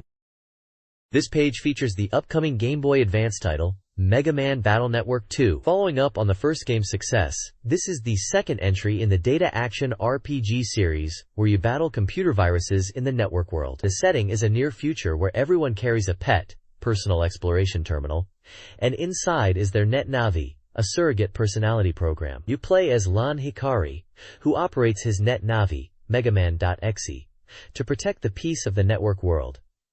Unlike traditional action games, success hinges on strategy. Battles take place on a grid-like field. Lan sends battle chips to Mega Man, providing weapons, support, or attacking the enemy. The page highlights various chip effects and how terrain elements can impact combat. A major new system introduced in Battle Network 2 is the style change. This allows Mega Man to change his appearance and abilities during battle, enabling different tactical approaches. The images show a red-bodied Mega Man, indicating a fire element style adept at flame attacks, suggesting players can customize Mega Man to suit their preferred battle style. The previous game, Mega Man Battle Network, is mentioned as already released and well received. Basic game data like the platform, genre, data action RPG, and support for communication cables are also noted. This page features the Pinball of the Dead for the Game Boy Advance, a unique spin-off from Sega's popular arcade horror series, The House of the Dead. Following up on the typing game adaptation, this title brings the zombie-slaying action to the pinball table. Set in the world of The House of the Dead 2, players will flip and nudge a silver ball through grotesque pinball tables themed around locations like graveyards, laboratories, and ruined towns. The goal is to use the ball like a silver bullet to hit and defeat the hordes of attacking zombies and eventually bosses. Screenshots showcase the detailed, eerie pinball environments filled with zombie designs from the series. Despite the horror aesthetics, the game is described as having an accessible feel suitable for the GBA, aiming for a blend of enjoyable spookiness and easy-to-pick-up gameplay. The director from WoW Entertainment notes the game is designed for casual play on GBA hardware, allowing players to enjoy the zombie battles in a new format. This page is all about Puyo Pop for the Game Boy Advance. Sega's legendary falling block puzzle game comes to the GBA, developed by Sonic Team. The article highlights that this version is highly polished, offering the classic addictive gameplay that feels fresh despite being on a portable console. Screenshots showcase the familiar grid-based puzzle action, where players match colored Puyo to clear them and send garbage Puyo to their opponent. Characters like Arl, Carbuncle, and others are prominently featured, both in the gameplay view and in separate dialogue scenes, known as Man's Eye demos, adding personality and humor. A major focus is the multiplayer aspect, supporting 1 to 4 players with just a single cartridge. The game features competitive battles, including intense 4-player matches shown in a dedicated screenshot, emphasizing the core competitive nature of Puyo Puyo. The basic rules are the standard, easy-to-understand Puyo matching formula, making it instantly accessible. The article also includes a comment from Sonic Team, noting the difficulty in developing the network play, ensuring smooth competitive matches without lag. Overall, Puyo Pop on GBA is presented as a faithful and enhanced portable adaptation, perfect for enjoying frantic puzzle battles anywhere. This page features the online PC RPG Depth Fantasia from Enix, a company known primarily for console games. The main artwork depicts 3 fantasy characters: a prominent blonde male in ornate silver and white armor, another character in darker blue and black armor holding a sword, and a blonde male in green and brown attire holding a staff. Screenshots show the game's 3D world, with player characters exploring environments and engaging in dialogue, including a portrait of a female character during a conversation. The text highlights the game's significance as a PC online RPG from a console game maker, suggesting it explores the potential of RPGs, where adventurers cooperate. A game data box provides details such as the platform, PC, genre, network RPG, and mentions system requirements and player count. Depth Fantasia is presented as an ambitious project, bringing a console developer's perspective to the PC online space. This page delves into the mechanics of Depth Fantasia, the PC online RPG from Enix. The main focus is on enhancing player power through cooperation with allies. The game takes place on Ritos Island, where hundreds of players can interact. Adventurers form parties of up to 4 to tackle dungeons in real-time active battles, where an action gauge determines turns. Success hinges on teamwork and communication via chat, as poor coordination can lead to mistakes like healing the wrong person. The game features the chain system, where players can execute powerful cooperative attacks by timing their actions correctly, and formations, special effects triggered by character positioning in battle, adding a strategic layer. Beyond combat, players can craft unique gear using life jewels found on the island. These jewels can be fused with weapons and armor to boost parameters like critical hit rate or agility. With around 30 types of jewels confirmed, players can even name their personalized equipment, adding a personal touch.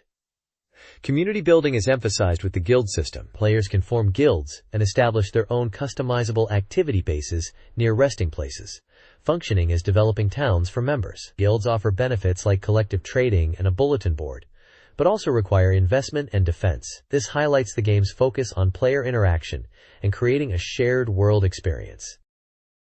This page focuses on the development philosophy behind Depth Fantasia, discussing how the team, with their background in console RPGs, aim to create an online PC game suited for Japanese players. They note that in the late 90s, major PC online RPGs like Ultima Online and Diablo felt inaccessible to many Japanese players. The goal was to lower this barrier by incorporating familiar elements from traditional Japanese console RPGs into the online environment. The developers explain their approach to dungeons, emphasizing server flexibility that allows for dynamic events, user input in design, and interactions with other player parties. Combat is described as real-time, with timing-based commands that enable powerful combos, blending strategic elements with action in a way intended to feel more like a standard RPG than a pure action title. The game's introduction for new players is designed to be welcoming, guiding them through initial quests and building familiarity with the online world step by step, rather than overwhelming them. The page features input from director Satoshi Adachi,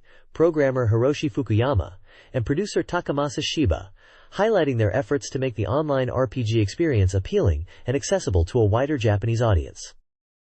This page continues the deep dive into the design philosophy behind Depth Fantasia, focusing on how the game fosters player interaction and dynamic content. The developers explain that the game system thrives on user-to-user exchange, allowing players to freely form and reform parties on the fly, and even assist other parties engaged in battle. A key feature discussed is the dynamic nature of dungeons, which can change their structure and complexity based on server-side control and player activity. This intentional design, rather than using automatic generation, encourages players to share information and strategize together. The page also introduces intriguing elements like floating guilds, which lack a permanent base but can challenge established guilds to take their territory by defeating their guardian. This adds a layer of player-driven conflict and world interaction. Several key characters are introduced, including the knight Gato Criuso, the mage Rhea Ellis, the warrior Carcos Crones, and the rogue Granatus, highlighting figures players might encounter or aspects of character types within the world. The content reinforces the goal of creating an engaging online RPG experience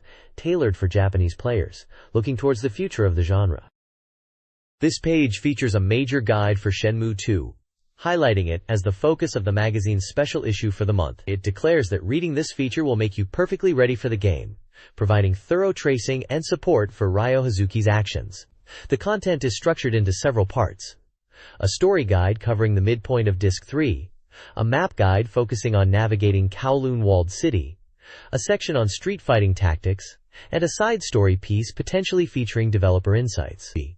The main guide section provides a detailed walkthrough, focusing on the journey up to the middle of the third disc.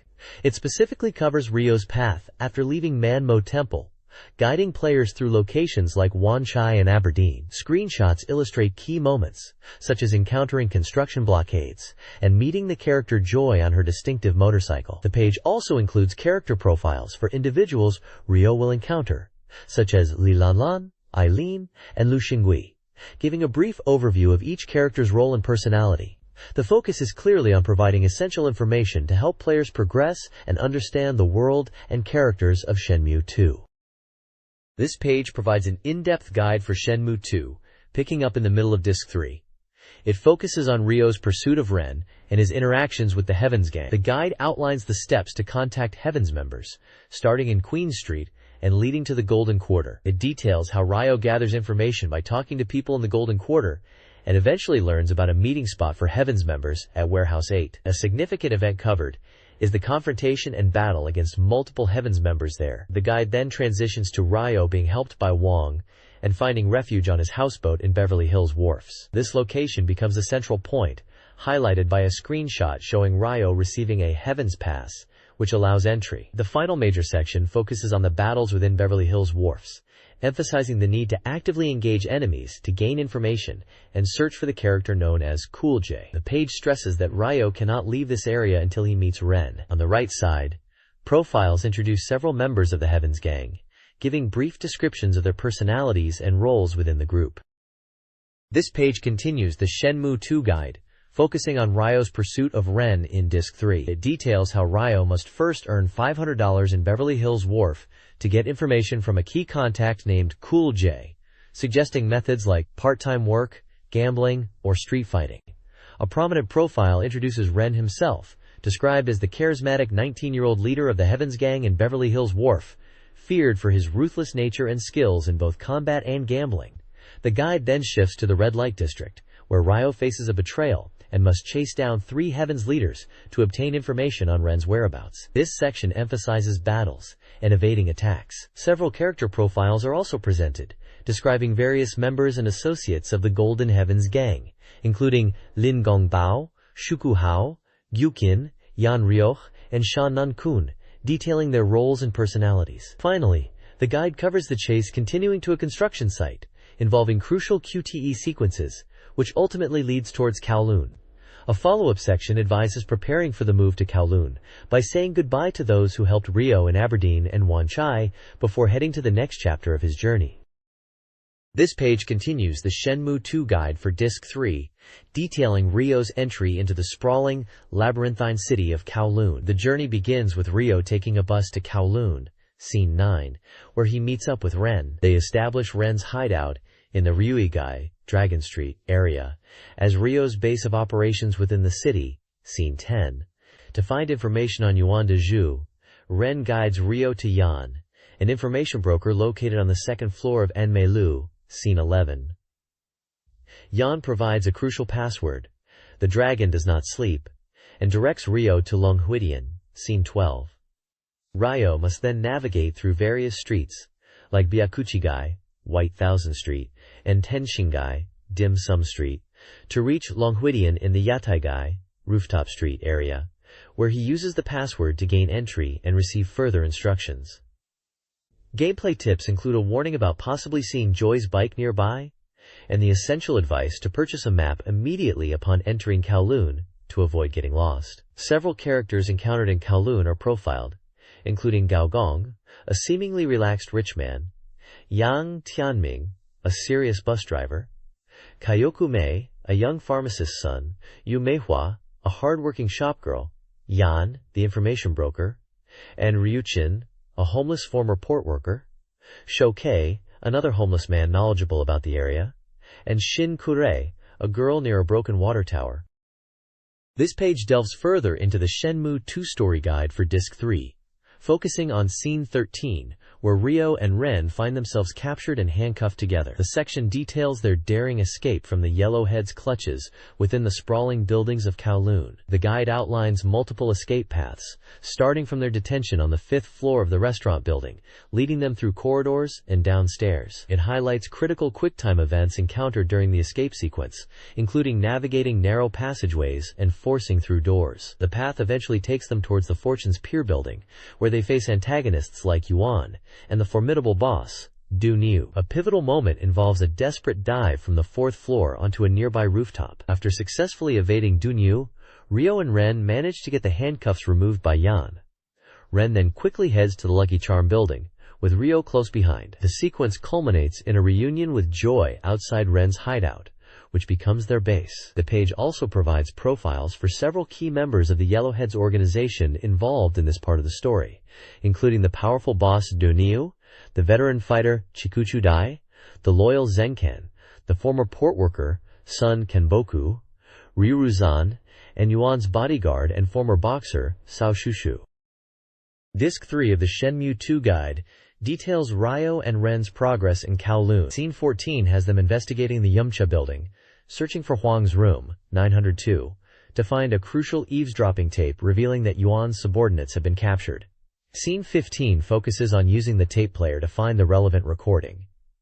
In Scene 16, the pair split up to find Yuan. The guide directs players to gather information from a Kokyu player and a boy at the Hayakushito building orphanage, leading to the Santora building. Players must navigate multiple floors using elevators to find the Jugong bird cellar connected to Yuan. The guide specifies that Yuan visits the rooftop bird shop at 7 p.m., requiring the use of the game's wait system. Character profiles of various NPCs encountered during these scenes are also included.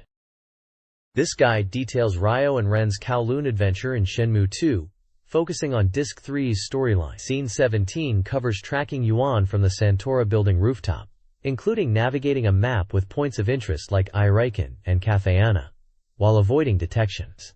Scene 18 involves breaking into Yuan's room to rescue Zhang Shuyu, culminating in a fight against Dao Niu, and a QTE-filled escape to the Dao Yuan apartments. Scene 19 guides players through the treacherous Dao Yuan apartments, requiring navigation through unstable structures with numerous, increasingly difficult QTEs.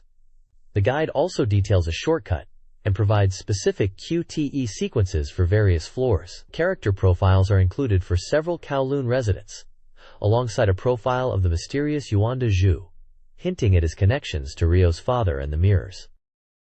Shenmue 2's Disc 3 guide focuses on Ryo's Kowloon adventures. Scene 20 details a battle with Du Niu after a puzzle involving a Buddha statue in the 5 Stars Company office. Scene 21 covers infiltrating the Yellowhead building, starting with a clue from a tea ceremony and culminating in a dark battle. Scene 22 outlines joining the Yellowheads, requiring Ryo to win 24th Street fights across 6 locations, and then defeat Rod Stant, Greg Moore, and Shu Chengxiang. Winning these fights earns a map to a Yellowhead meeting at Beilu Building B2. Character profiles are provided for key Kowloon figures like Han Yang, Chai Luhui, Sister Li Lifeng, Gai, Huo Yuandao, Gan Zhengqing, and Xuan Tianlang, offering context for Ryo's interactions. This page presents a useful map and guide for navigating Kowloon in Shenmue 2. It's designed to help players avoid getting lost in the city, noting that the game transitions from Disc 2 to Disc 3 and shifts the setting from Aberdeen and Wan Chai to Kowloon, adding height and complexity to the environment. The guide highlights opportunities for part-time work in Kowloon, which are crucial for earning money. The primary focus is on the cargo carrying job, available at the White 1000 Street warehouse. This job is described as slightly more challenging than the one in Aberdeen, but is a reliable way to earn money, with specific timings noted throughout the day. Players can start this job by talking to Kongo Makusu, the worker outside the warehouse, or the owner inside. Kongo is identified as a 31-year-old worker from Samoa, known for his large build and humorous nature, despite rough instructions. Yang Liambi, a 17-year-old floor manager at the same warehouse, is also profiled, noted for her distinctive style and appeal to workers. Another part-time job mentioned is the Battle Drop Ball game, which is available at 4 different locations marked on the map. Several characters are featured as opponents for this job at locations of 3 and 4. Yu Sanpai, Dan Chaoshi, Yang Chengfu, and Hongyuxin. The map itself is labeled with a grid system and key locations, a 1, a 2, etc., corresponding to points of interest and job locations within the White Thousand Street area and nearby. This page continues the helpful guide for navigating Kowloon in Shenmue 2 on Disc 3. Focusing on important activities and locations, it details where players can sell collected items for cash, highlighting Kowloon Pawn Shop, which specializes in lighters and female figures, and Wise Men's Kung Fu Store for gems and sets, providing crucial sources of income beyond part-time jobs. The guide also covers how to expand Ryo's combat techniques. Martial arts shops in White Thousand Street are featured, including Tiger's Eye Martial Arts for throwing moves, and Peerless Martial Arts offering various skills. An interesting point is earning specific moves like the sweep kick and white ape drop through successful attempts at the battle drop ball game in Dragon Street. Additionally, the page points out places to eat and relax, like Anna's Cafe and various restaurants and stalls. It also highlights unique spots like the Battle Drop Ball Museum in Dim Sum Street and the arm wrestling area, offering different ways to interact with the environment and its inhabitants. Key characters running these shops and spots are profiled, providing insight into their personalities and roles in Kowloon. This page delves into the street fight tactics in Shenmue 2's Kowloon, highlighting that each fight location has different rules, and understanding these weaknesses is vital for earning money efficiently. It breaks down strategies for specific opponents. First is versus General 9, the Bear Man, where the rule is strikes only with no throws allowed. The key is to use powerful single-hit techniques and check Ryo's move list for the strongest options, as the difficulty scales with level. Next is versus Shuan Xiao, the Agility Master, focusing on catching the opponent. The strategy involves timing your move, the B button is mentioned, for when he lands after dodging. Level increases the difficulty and requires faster timing. Then, versus Chinran Se, the Iron Sand Palm Master, whose fight revolves around QuickTime events. Winning requires precise QTE inputs, and the difficulty increases as the timer counts down, making the QTEs faster. A table of required button inputs is shown, but successful execution is key regardless of level. Finally, versus So Tuzan, the Iron Head Master. His technique is the Iron Head, and the goal is a ring out. Dodging his charge attacks and pushing him out of the ring is the primary tactic. Higher levels increase his aggression, making positioning near the ring edge crucial. Mastering these distinct battles is presented as a primary way to earn money and progress in Kowloon. This guide offers strategies for 3 challenging Kowloon street fights in Shenmue 2. To defeat Ma Bunshen, the Phasing Master, you need the Renzan attack scroll. You win by successfully executing a complex command QTE when the timer runs low. The One-Eyed Man, Kong Zhuhong, is bested by circling behind him using the Compi button and right direction, then attacking. The Mongolian Sumo Challenge requires avoiding throws by dodging with the Kimbi button when opponents attack. The guide emphasizes surviving the time limit. The street fight level system ranges from 1 to 16, with bets starting at $10 and maxing out at $50. Progress and records are saved in the Shenmue collection for retry opportunities. This page features the Shenmue Side Story manga, a short serial in Dorimaga Magazine. This is the 3rd chapter, titled Volume 3 Less Than Shuing and Ziming Greater Than, presented as a secret episode not included in the main game. Drawn by the Shenmue 2 development staff. The manga panels depict Zhegzhuing practicing martial arts with fluid movements, observed by Fangmei. Fangmei is clearly impressed by Shunkyuing's skills, exclaiming how cool she is as she watches the powerful stances and kicks. The page showcases the character's abilities through dynamic poses and simple dialogue.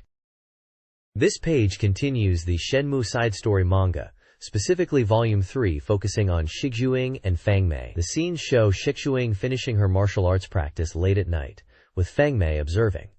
Fangmei apologizes for bothering her, noting how late it is. Xu Ying says it's time to go home now that she's finished. Fangmei comments on Xu Ying's style, saying she thought Baji Quan, Hakyokuken, was more masculine, but what she just saw was graceful. Xu Ying explains that the technique she demonstrated was Baji Bian Quan, Hakakyoku Henken. Fangmei then asks Xu Ying how long she's been practicing martial arts. Xu Ying replies, since she was a child, mentioning that she doesn't remember much, but it felt most natural when practicing with a certain item during that time. The page highlights the bond between the two characters and offers a glimpse into Xu Ying's past and her dedication to martial arts. This page continues the Shenmue side story manga, focusing on Shiguing and Feng Mei. We see Shiguing finishing her intense martial arts practice. Feng Mei is watching, and then Ryo Hazuki arrives, prompting Feng Mei to call out to him. Ryo observes Xu Ying's dedication, commenting that there are many strong Baji Quan users out there, while internally thinking about how serious she is, and that she might surpass him someday. Feng Mei expresses a touch of insecurity, noting that she herself is just a girl. Xu Ying, focused and determined, silently tells herself to become stronger, while Ryo internally echoes this sentiment, thinking she should train enough to surpass even him. The page concludes with a contemplative Xu Ying and a narrative caption reflecting on how she continues to walk the path of martial arts, even now, alongside her brother. This page continues the Shenmue side story manga, providing insight into Xu Ying's motivations. The first panel reveals her purpose: to stop my brother. We see a hand holding a small, distinctive object, the Phoenix Mirror. This is followed by a tense scene where Shiguing confronts a mysterious hooded figure.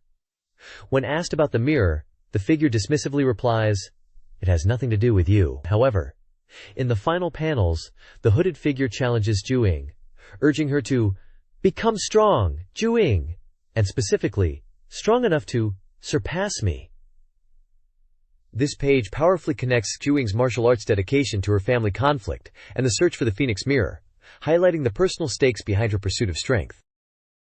This page features Kamimura Sachiko's game Tiger's Den, presented as a manga review focusing on the Dreamcast title Cul-de-Sept Second. The author, Sachiko Kamimura, an animator and artist, shares her experiences playing the game alongside her cat character, Ore-sama, real name, Cameron Sorimachi, who is depicted as a game enthusiast. The comic strip illustrates the frustrations and challenges of playing this complex, card-based board game. Sachiko expresses anger at losing and the strategic depth required, complaining about opponents relying solely on tricks rather than brute force. Ore-sama points out that she needs to use her brain more. They discuss the lengthy nature of the story mode and how losing, especially due to bad luck like rolling a 1 on the dice when needing to advance, is incredibly frustrating. The page culminates with Sachiko lamenting that the game is so maddening she actually broke a controller while playing, confirming it was a true story. It highlights the game's challenging nature and the emotional toll it can take on players.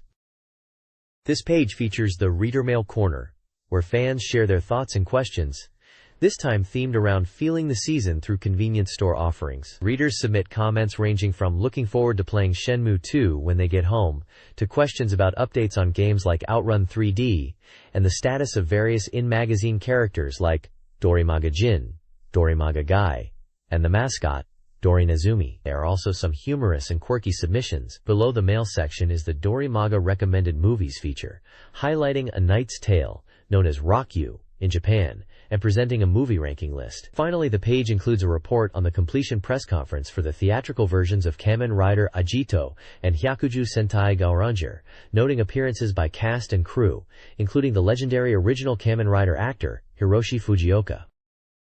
This page features a collection of reader-submitted artwork showcasing fan art inspired by various games and characters, including pieces based on Guilty Gear X and Princess Maker 2, alongside original illustrations and the magazine's mascot, Dorinazumi. The main content is the first installment of a new series, You Must Challenge Games Overflowing with Masculinity, by Takashi Imashiro.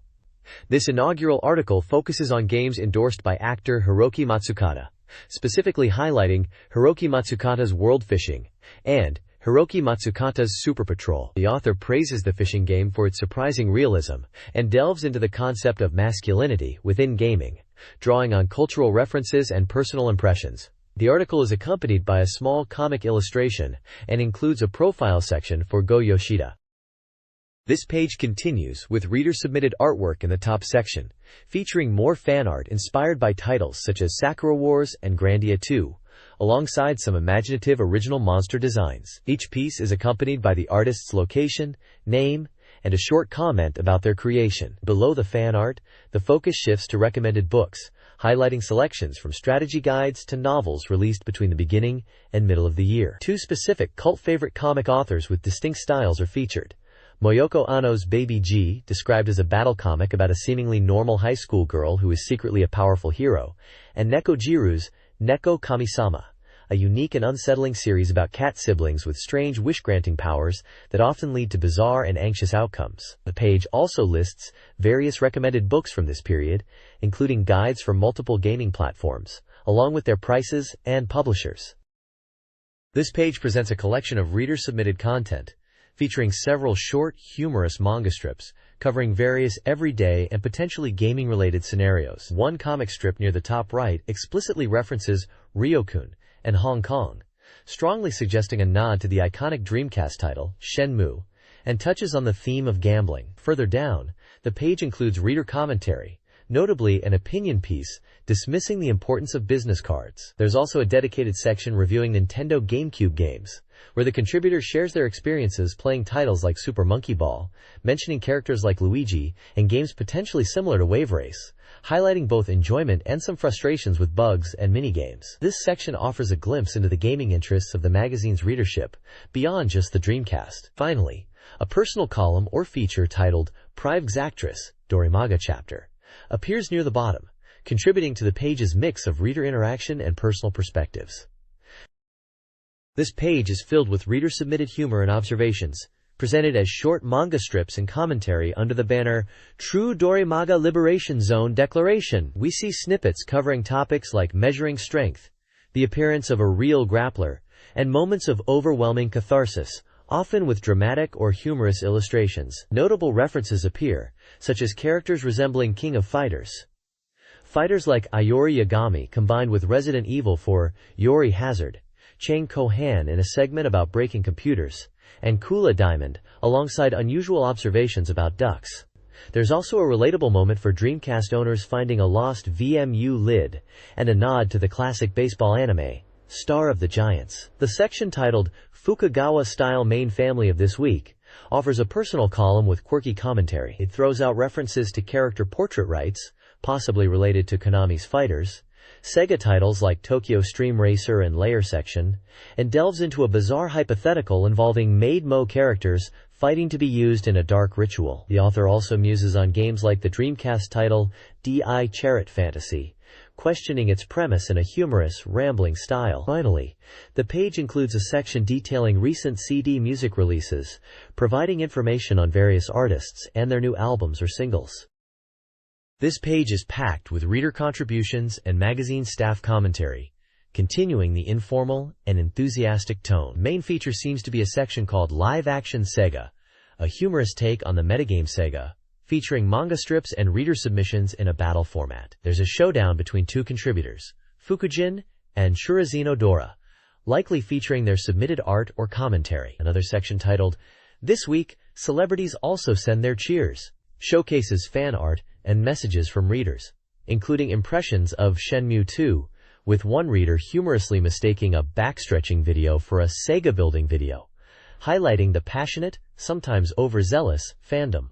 There's an announcement for a second book release titled, Sega's Games Are the Best in the World 2, available for advance purchase at Tokyo Game Show. Further down, the Tail End Path corner focuses on reader questions and quirky language topics, while Find the Gobadal features more reader-submitted character art and requests. Finally, the editorial Enthusiastic Jerk Eye Group shares various local trends reported by readers, including mentions of Shenmue 2 and Outrun still being popular. One particularly interesting local trend is the Goya Man character being a hit in Okinawa. The page wraps up with a call for readers to share trends they think will catch on in a section titled Sega Follows Me. It's a vibrant mix of fan interaction, humor, and magazine announcements, all rooted in the shared love for Sega and Dreamcast. This page is a vibrant mix of reader interaction and magazine content, hosted by familiar figures like Captain Hachi and Yo. The main queue and a section with Hachi tackles reader questions, including a technical query about CG animation from UGA, Tetsuya Mizuguchi's studio known for Space Channel 5, and questions about the production colors of something related to Sega. There's also a call for more submissions to this section. The Reader Mailbag, hosted by Yo, addresses questions about submitting artwork, clarifying that various drawing materials are acceptable, and emphasizing originality as the key factor for featured illustrations. They also touch upon issues with blurry submissions, and mention the next theme for the mailbag is undecided, humorously suggesting submissions arrive best when there's no specific prompt. Several smaller sections cater to different interests. One focuses on net gaming, another helps readers identify forgotten game titles, and others encourage fan art and creative wordplay using game names. A significant portion of the page is dedicated to Sega Kara, Sega's karaoke service, introducing new songs added in August and September. Notably, 2 new tracks from the popular Sakura Wars series have been added, along with the iconic Blue Water from the anime Nadia, The Secret of Blue Water, which is mentioned as an energizing listen. There's also a mention of songs from Dragon Quest III. A lengthy list details the numerous new songs available, featuring various artists and themes from popular culture and games, significantly expanding the karaoke library.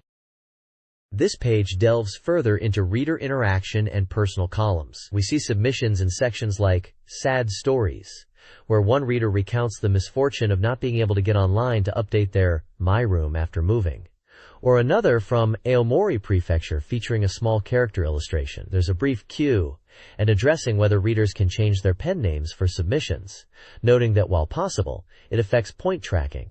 A point ranking lists readers who have contributed, showing their accumulated points. The magazine provides a guide to each corner, outlining various submission categories, from general Q&A and artwork to interacting with staff, joke sections, serious topics, and even creating game catchphrases. Details on how to submit illustrations and text are provided, covering formats and contact information, including an address to the Dreamcast Magazine editorial department. A significant column titled Things I've Lived With for a Long Time features a photo of Tomoe Sakurai, reflecting on aging, possessions like an old chest of drawers, and life lessons, including the reminder to cherish things. Her profile is included, detailing her career as an idol and performer, with a link to her official website. This page is the vibrant opening to a special feature section within the magazine, dated October 2001, dedicated to the launch of the Nintendo GameCube. Prominently featuring a sleek purple GameCube console, the main headline declares this console the greatest toy, and promises to explore its inner workings in a special feature. The page's contents list reveals dedicated reviews for early GameCube titles, including the spooky adventure of Luigi's Mansion, the high-speed hydrojet racing of Wave Race, Blue Storm, and the addictive puzzle action of Super Monkey Ball. Beyond these reviews, the section also covers new GameCube software releases, features a column titled Game Trail, and provides information on Game Boy Advance software, marking the magazine's expansion into covering Nintendo's latest hardware. This page dives deep into the core of the Nintendo GameCube, titled The Greatest Toy, Its Mechanism. It sets the stage for a technical exploration of the console, emphasizing that its design prioritized maximizing fun and play over simply chasing raw technical specifications. The main article, penned by Hajime Kawaguchi, reflects on the author's experience writing about hardware and expresses admiration for the GameCube's engineering. They highlight the ingenious design that allows for such a compact console, particularly noting the clever placement of components and the impressive heat management solutions, even comparing the heatsink size favorably to that of the PlayStation 2. While the page also includes a detailed breakdown of the GameCube's technical specifications under GameCube spec, including its CPU, GPU, memory, sound, media, and I/O. These granular details are extensive and serve primarily as a technical reference rather than conversational points, so I'll gloss over the specifics. The focus here is clearly on the philosophy and clever design behind Nintendo's console. This page continues the technical deep dive into the GameCube's architecture, starting with a fascinating reflection on lessons learned from past experiences. It highlights Nintendo's remarkable candor in acknowledging the N64 as a failure during the GameCube's announcement, presenting this not as a setback, but as a foundation for the new console's design, born from a deep understanding of the challenges faced. The article delves into the core components, identifying the main devices as the Gecko CPU, a custom IBM Power PC 750 with a 256 kilobits L2 cache, the Flipper System LSI, handling graphics and system bus, and Splash, main memory. It emphasizes the GameCube's design philosophy of balancing the performance and coordination between these elements, contrasting it with the more specialized nature of the PlayStation 2's Emotion engine. The inclusion of a large L2 cache on the Gecko, unusual for a console prioritizing low cost, is pointed out as a significant factor in boosting execution efficiency. Further sections break down specific hardware elements like the DC-DC converter, the clever heatsink and fan setup for thermal management, the disk spindle, and discusses the MIPS R series CPUs used in previous consoles like the PlayStation and N64 for context. Concepts like memory latency and the use of advanced copper wiring technology are also briefly touched upon, showcasing the engineering efforts to maximize performance while keeping costs in check. This page continues the in-depth look at the Nintendo GameCube's hardware. It highlights IBM's pioneering use of copper wiring technology, a significant factor in reducing heat and cost, especially crucial given the Gecko CPU's high 485 MHz clock speed. The article then focuses on the flipper system, LSI, designed by the team from Artnex, now part of ATI. This chip is the powerhouse for graphics processing, handling everything from geometry transformation and lighting to texture processing and buffer management. It also integrates game controller, serial port, sound processing via a 16-bit DSP, and memory interfacing. The flipper's design is noted for its high performance, particularly its texture caching capabilities, using 1 MB of 1 TSRAM for constant performance. The page also provides a detailed breakdown of the system's MPU microprocessing unit, listing specifications for the IBM PowerPC Gecko CPU, the flipper system LSI, the integrated sound DSP, the main splash memory, 24 MB 1 TSRAM, and a memory, 16 MB 81 MHz DRAM, giving a clear picture of the console's technical muscle. This page continues the technical deep dive into the Nintendo GameCube's hardware, focusing primarily on its memory system. It explains the challenges faced by previous consoles like the N64 with its DRAM, which had high latency despite its large capacity. The article highlights the GameCube's use of 1 TSRAM for its main splash memory, noting its significantly lower latency compared to DRAM, which allows for much faster access crucial for high-performance graphics like texture streaming. A helpful diagram illustrates the difference between DRAM and 1 TSRAM access, using an analogy of 100 people in rooms being called out. It shows how calling people randomly from a single large room, like DRAM, takes longer than calling them from multiple smaller rooms, like 1 TSRAM arranged in banks. This visually explains why 1 TSRAM provides quicker, more consistent access. The page also touches on the design philosophy, suggesting that Nintendo learned from past hardware difficulties and prioritized creating a system that was easier for developers to work with, specifically by simplifying graphics programming compared to the N64 era. Ultimately, the article suggests the focus on core hardware quality and ease of development brings the console back to its fundamental purpose, enabling great gaming experiences. This page delves into an analysis of Luigi's Mansion, specifically questioning the choice of Luigi as the main protagonist. The article argues that while initially perhaps surprising, Luigi's inherent fear and human weakness, unlike his perpetually confident brother Mario, are precisely what make him compelling in this ghost-hunting adventure. Seeing the timid Luigi brave a mansion full of ghosts adds a unique charm and relatable vulnerability that Mario couldn't provide. The piece also reflects on Luigi's history as a character, tracing his appearances back to Mario Bros. And Super Mario Bros., noting how he gradually developed his own identity distinct from Mario, who often took the lead in later titles. It highlights his collaborative spirit in past adventures. A separate section focuses on Luigi's essential tool in the game, the Poltergust 3000, described as the weapon that enables him to be a hero.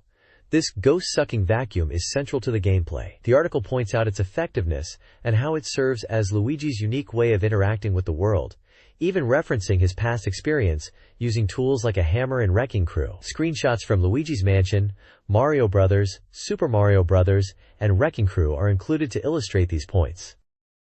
This page dives deeper into the world of Luigi's Mansion, highlighting the unique charm derived from Luigi's timid personality. It describes his fearfulness, how he nervously sings or shakes, and his exaggerated reactions when startled, comparing him to a character from a Chaplin film. This vulnerability, the article argues, makes him a surprisingly effective and relatable protagonist for this comedy-horror adventure, which manages to be bright and fun despite the spooky setting, reminiscent of titles like The Nightmare Before Christmas. The piece discusses the various ghosts Luigi encounters, noting that while some are humorous, they are still a threat if not dealt with using the Poltergust 3000. Different ghost types are mentioned, including standard ghosts to be vacuumed and more challenging portrait ghosts who require specific actions or puzzle solving to defeat. The in-game map, displayed on the handy Game Boy horror device developed by Professor E. Gadd, is shown to be essential for navigating the mansion and identifying unexplored areas. Screenshots illustrate Luigi interacting with ghosts, using his vacuum, and his comical reactions, as well as showcasing the map interface and some of the unique ghost designs and puzzle elements encountered within the mansion. The article concludes by noting the variety of ghosts and expressing anticipation for the game's progression. A small block provides key game details. Luigi's Mansion, an action game from Nintendo, released on September 14, 2001, for one player, requiring 3 memory blocks. This page delves further into the mechanics and strategies of Luigi's Mansion. It emphasizes the crucial role of the Poltergust 3000, advising players to vacuum everything in sight to uncover hidden coins and items. The article explains how to acquire and use elemental power-ups like fire, water, and ice, noting their locations in areas such as the dining room and kitchen, and their importance for progression. It highlights the utility of the Game Boy Horror's search function for finding hints, hidden items, and even warp points like the mirror in the first floor entrance. Tips are given for health recovery, suggesting players vacuum jars in hallways. The guide also offers strategies for dealing with specific ghost types, explaining that escaping boos can be quickly recaptured if pursued, and detailing how to obtain large pearls from portrait ghosts by reducing their health significantly in a single attempt. Screenshots illustrate Luigi using his vacuum, the Game Boy horror interface, and encountering various elements and ghosts within the mansion. This page offers crucial geary hints for players stuck in Luigi's Mansion. The title emphasizes that these are hints for situations where you absolutely cannot progress, and warns that the images themselves contain spoilers. The advice is to look at the photo first and see if the solution clicks. Only read the text if you're still stumped. The page presents a series of numbered tips, each with a screenshot from the game. They cover various challenges within the mansion. For example, one tip points to finding an item that can act as a weapon, while another suggests paying close attention to timing in a specific area. Several hints relate to understanding ghost behavior, like knowing when a specific ghost is vulnerable, or where they might be heading. Other tips guide players on interacting with the environment, such as finding hidden items, or identifying the function of objects in certain rooms. The hints are concise, designed to nudge the player in the right direction without giving away the entire solution, living up to the geary hint, last resort hint, label. This page features a review of Wave Race, Blue Storm for the Nintendo GameCube. The article discusses the game's return after the Nintendo 64 title, and highlights the significant graphical advancements made possible by the GameCube hardware, stating that the water effects are particularly impressive, and something not seen on previous consoles. The reviewer praises the realistic water simulation, noting how the quality of the water, from clear lakes to dirty seas, is depicted, along with the depiction of the riders and the spray from the jet skis. They emphasize that the key to enjoying the game is not just competing for rank or time, but experiencing the feeling of riding the waves. The article also mentions the game includes various modes, including Championship, Time Attack, and Multiplayer for up to 4 players, offering plenty of replayability. Screenshots show different racing environments and the in-game display. This page features a review of Super Monkey Ball for the Nintendo GameCube, following up on the discussion of Wave Race, Blue Storm's dynamic environments from the previous page. The left column continues to detail how Wave Race's courses change based on tide and weather, highlighting elements like boats becoming ramps and obstacles being affected, emphasizing the joy of riding the waves and the beautiful GameCube graphics that make this experience possible. The main focus is on Super Monkey Ball, described as a party game, where you roll a monkey and a ball through challenging courses to reach the goal. The review notes that the GameCube version adds many unique party game elements beyond the core rolling mechanic, including battle modes similar to billiards, or special arenas where you try to knock opponents off, and modes where you jump to islands for score. The reviewer feels it's enjoyable in a similar way to Mario Kart, praising its ability to create exciting moments, especially in multiplayer. They note that even when the monkeys hilariously fly off the course, failure isn't frustrating, making it a game where fun chaos takes precedence over strict victory. While the arcade version required careful precision, the GC version is presented as a raucous party experience best enjoyed with friends. This article previews 2 highly anticipated GameCube titles, Pikmin and Super Smash Bros. Melee. Pikmin, a unique action game, features Captain Olimar, who crash lands on an alien planet and must use Pikmin, plant-like creatures with different abilities, to repair his ship. Players lead up to 100 Pikmin, utilizing them to gather objects and fight enemies. Super Smash Bros. Melee, showcased at events like Space World, maintains its simple control scheme while offering chaotic and enjoyable battles with a large roster of characters. The game includes new modes and a collectible trophy system, enhancing the single-player experience. The article considers both games must-watch titles for the GameCube, highlighting their innovative gameplay and potential for fun. This page dives into previews for upcoming GameCube titles, building on the momentum of the previous features. We start with Animal Crossing, described as a version up from the N64 game, and a game that acts like a mirror to your heart, letting you live freely and communicate with animal villagers in a charming world without strict goals. It highlights the new GBA link-up feature, allowing travel to an island and creating custom designs, plus mentions the return of characters and the ability to build a two-story house. Next is Eternal Darkness, Sanity's Requiem, a psychological horror adventure where you battle ancient entities across time, exploring the experiences of past figures while the protagonist, Alex, struggles with her sanity. The page also previews Star Fox Adventures, set on Dinosaur Planet, featuring action-adventure gameplay with staff combat and appearances by the Arwing. Finally, there's a look at Cubivore, Survival of the Fittest, a unique action game about a pig in a colorless world trying to regain its wildness by evolving through hunting and eating other cube-shaped creatures to become the Beast King. The distinct blocky art style is also noted. Upcoming GameCube titles include From Software's Rune, a real-time 3D card action RPG where players build decks and battle with detailed creature models. Bomberman Generation, the first GameCube Bomberman, offers classic gameplay with anime-style characters, focusing on a 4-player battle mode. Universal Studios Japan, developed by Kemco, immerses players in a virtual theme park experience with minigames based on attractions, scheduled for December. Finally, a remake of the original Resident Evil, set for a March release, is also previewed, with more titles expected. The page also includes information about Kemco's history and other recurring sections. This page features the column Game Trail by Ken Kurokawa, reflecting on the evolution of gaming from a personal perspective. The central theme explored is how gaming habits have shifted over time, questioning when games transition from being something deeply played to merely something to consume. The article traces this journey through the history of Nintendo consoles, starting with the Famicom, showing images of the NES, SNES, Nintendo 64, and GameCube. Screenshots from games like Super Mario Bros., the original F-Zero on SNES, Mario Kart 64, and F-Zero GX on GameCube are displayed, illustrating different eras and game styles. The text discusses the author's experiences, such as playing launch titles like Super Mario World and F-Zero, engaging in time attacks, and witnessing the changing landscape of game releases and player habits. Each console image is accompanied by a list of key launch or early titles, including Donkey Kong, Donkey Kong Jr., and Popeye for the NES,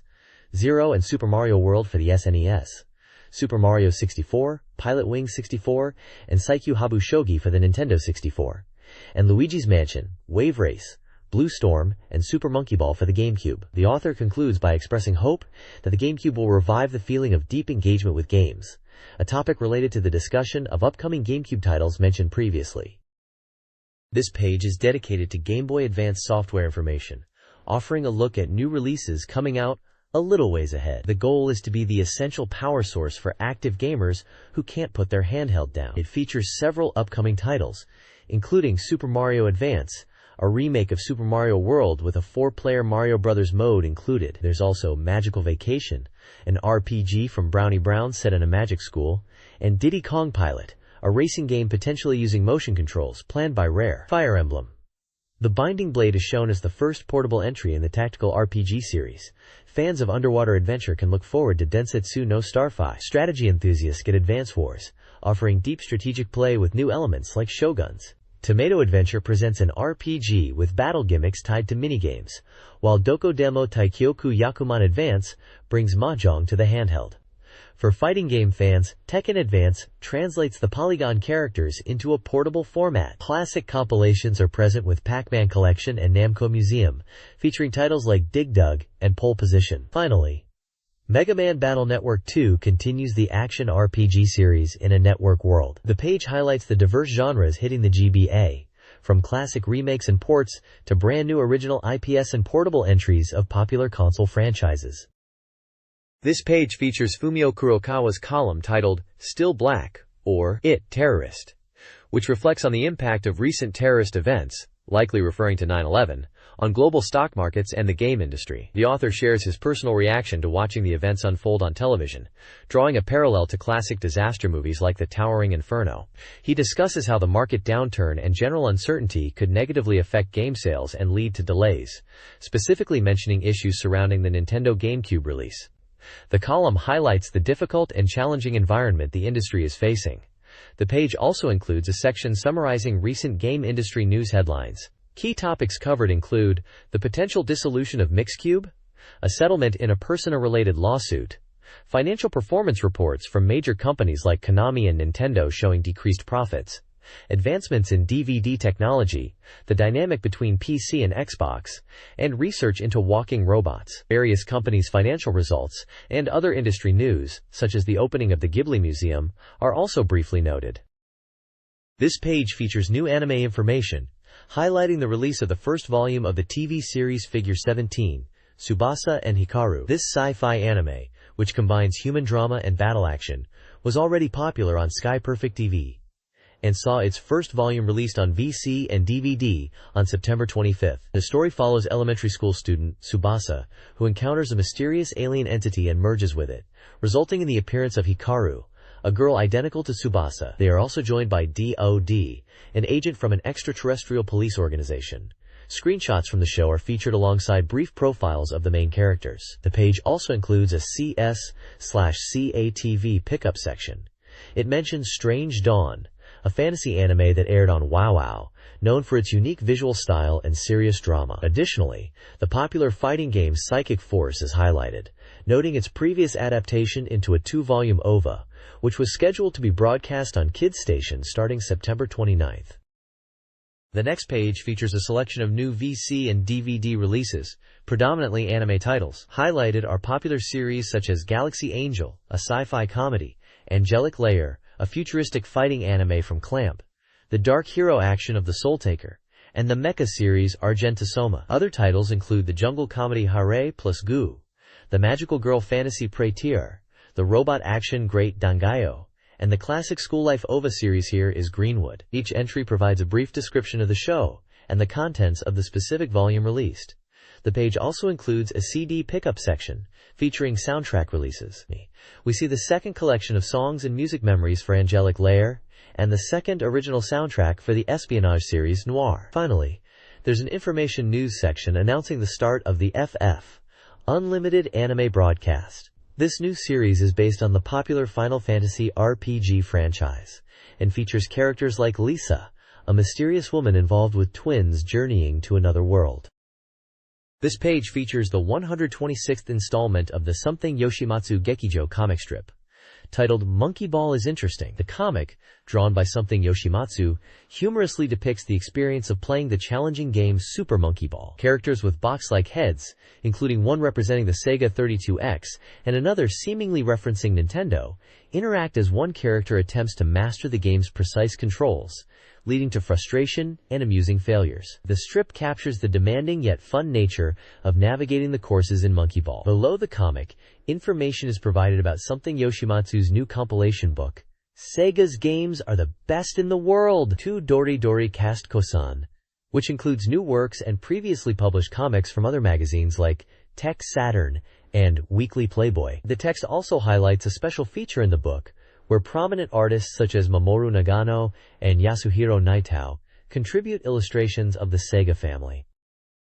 This page from Comic Wonderland, the 34th installment, features contributions from 2 artists. On the left, Tokumitsu Yasuyuki presents That 25, a comic strip with a character seemingly tied to gaming, discussing Geonic Front, likely referencing a Mobile Suit Gundam game like Mobile Suit Gundam, Federation vs. Zeon, and a humorous rule about non-Buch machines.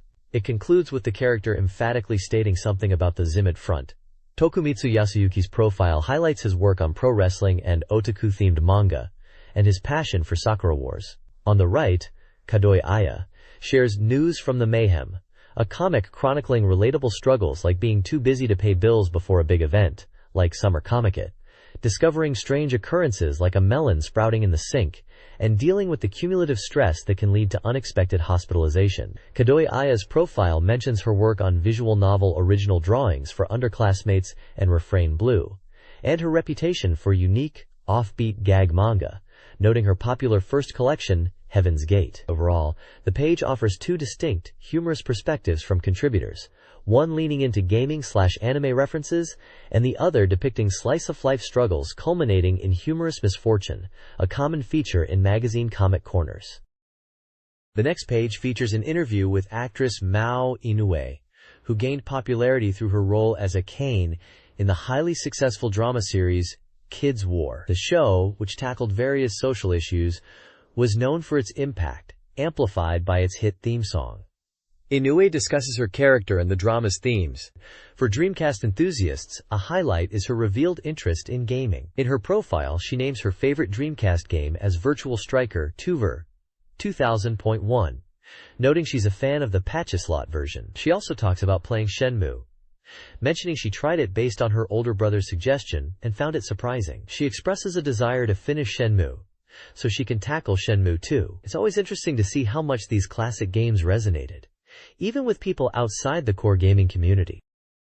This page features strategy guides from SoftBank Publishing for two essential Dreamcast titles. The first is the Phantasy Star Online Ver 2 Perfect Guide, an extensive 384-page book that greatly expands upon the original guide.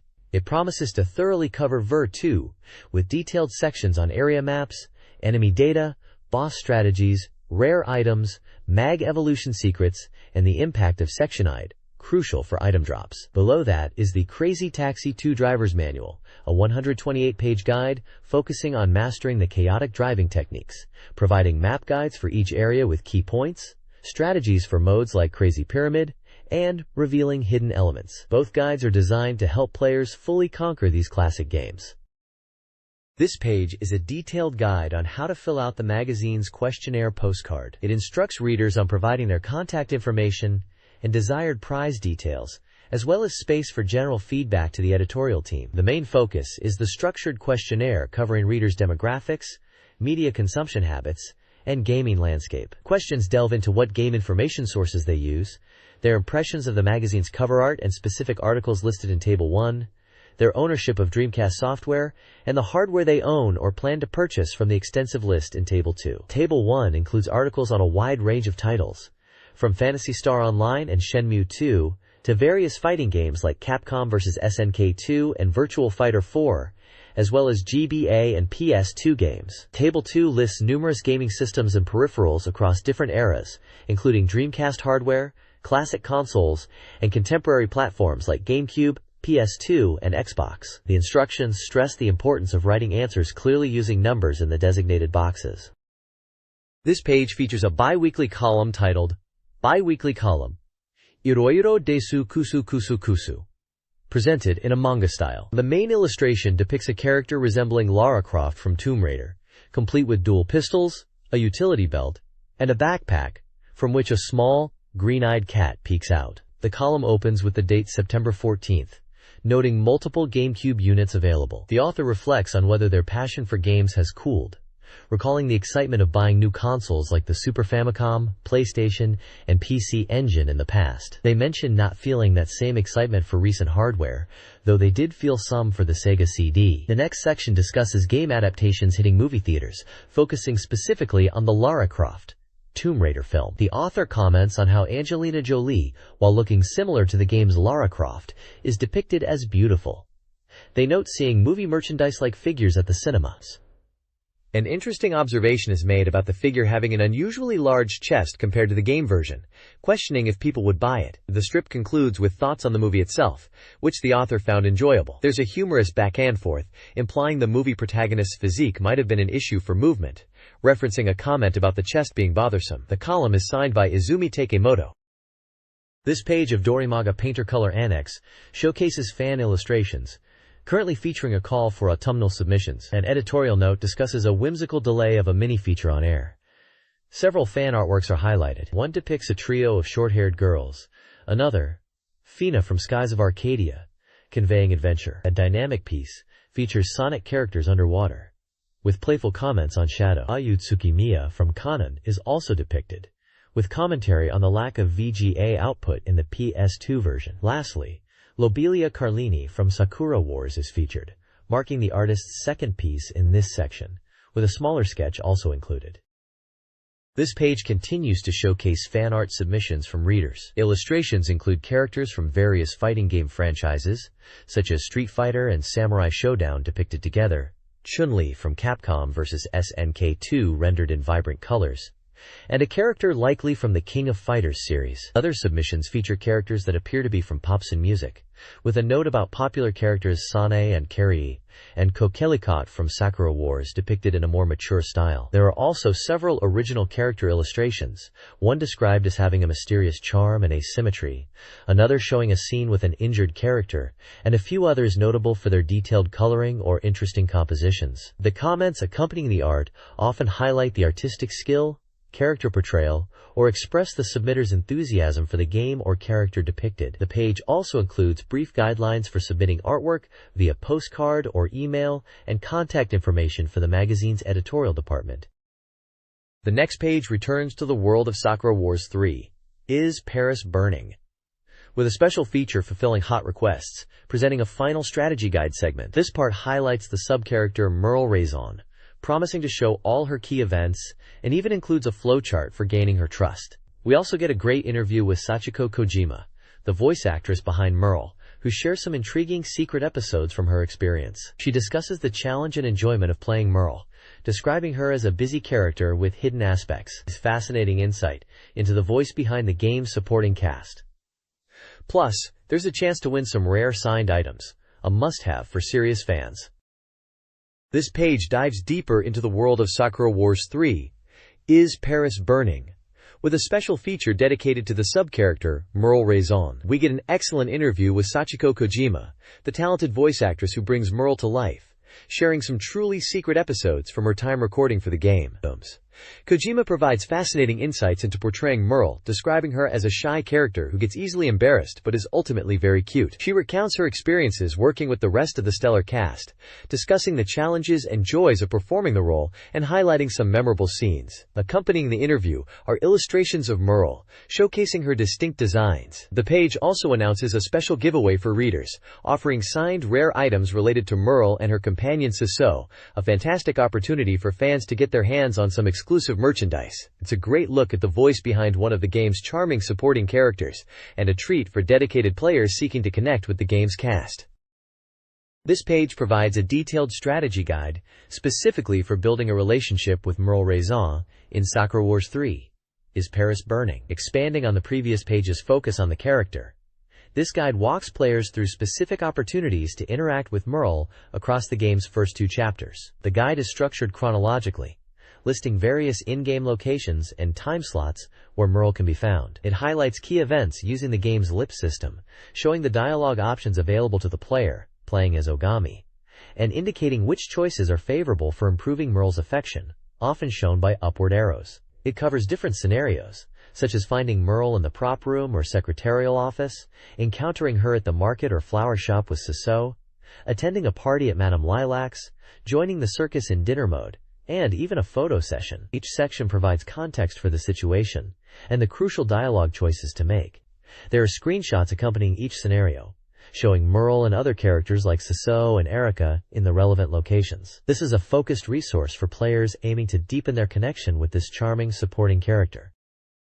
This page continues the detailed guide for increasing affection with the supporting characters Merle Raison and Siso in Sakura Wars 3. Is Paris Burning? Building on the earlier chapters, it outlines specific opportunities to interact with them during free movement periods in episodes 3 through 6. The guide provides a chronological breakdown of events, detailing locations and time slots where you can find Merle and Siso. It highlights crucial dialogue choices using the lip system to earn trust points. You'll find guidance on navigating various scenarios, such as assisting Merle when she's chased by Daniel, deciphering Grandma's riddle in the secretarial office, managing the aftermath of breaking a promise to meet for tea, and participating in the Châtelet tour. The guide also mentions special click events for both Merle and Siso that boost their affection. Screenshots throughout the page illustrate these key moments and interactions. Additionally, there's a small feature where Koyuki Kojima, the voice actress for Merle, shares an anecdote about the recording process for the game's music, describing how she felt like a princess during the session.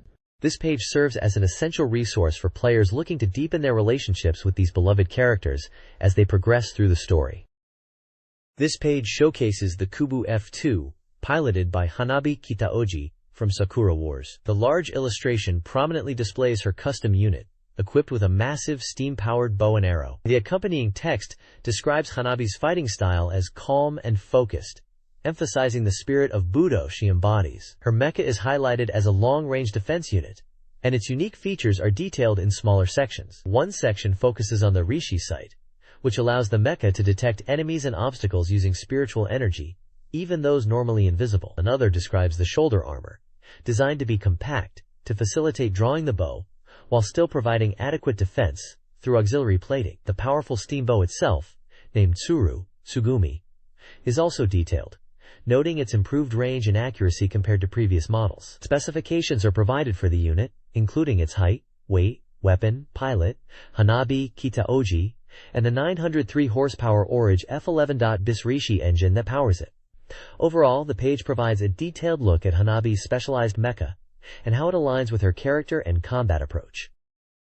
This page continues the deep dive into the technology of the Sakura Wars universe, focusing again on Hanabi Kitaoji's custom Kubu F2 mech. As an evolution from the standard model, this unit is specifically designed for utilizing fireworks in combat. Key features include its powerful steam bow, named Tsuru, which uses a super strong wire for its string, and is loaded with special arrows capable of exploding inside targets after penetration for increased damage. The fletching on the arrows even uses real waterfowl feathers, a detail requested by the pilot. The mech also features a Rishi sight for advanced targeting and reinforced legs, along with uniquely designed toes crucial for stability when drawing the bow, reflecting the Budo principles tied to Hanabi's character. The page also includes a charming comic strip featuring the delivery cat character, Nyan Nyan, interacting with Sakura Wars. Characters like Sakura and Iris, humorously depicting the clutter in Sakura's room, and a package delivery. Additionally, a column titled Life with Steam begins, exploring the role of steam technology in the imperial capital, detailing the importance of steam outlets as the power source for domestic appliances like steam telephones and lamps. It touches upon the history of steam supply companies in the city, highlighting Tokyo Steam and Taikoku Steam, and even references a historical campaign poster featuring a character named Shonen Red, played by Benny Lee, which helped draw public interest to steam power.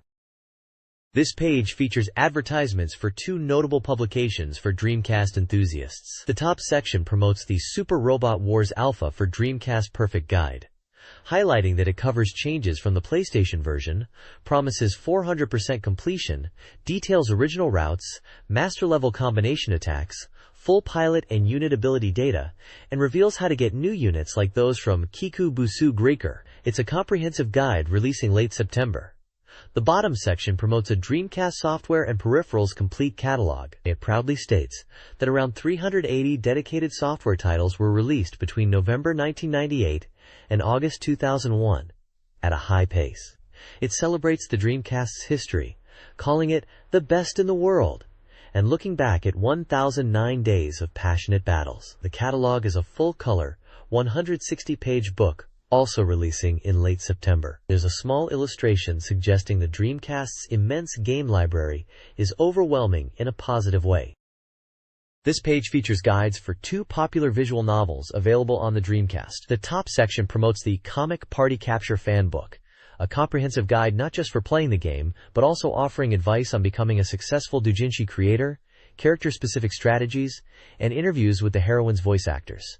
As a bonus, it includes an application ticket for a signed shikishi and a poster originally featured on the cover of the June 8 issue of Dorimaga, showcasing two key characters from the series. Below, there's an advertisement for the Kanaria Kono Omoi Voyuti a ni Nozete official complete guide. This guide dives deep into the game's events, detailing occurrence times and conditions, provides strategy specifically for the Dreamcast exclusive heroine Mei Hoshino, and includes a day-by-day schedule analysis. A major highlight is the inclusion of a complete collection of event CGS. Both guides are currently on sale, offering essential insights for fans looking to fully experience these titles. There's also a note promoting that buying these guides from SoftBank Books includes a bonus poster delivered unfolded.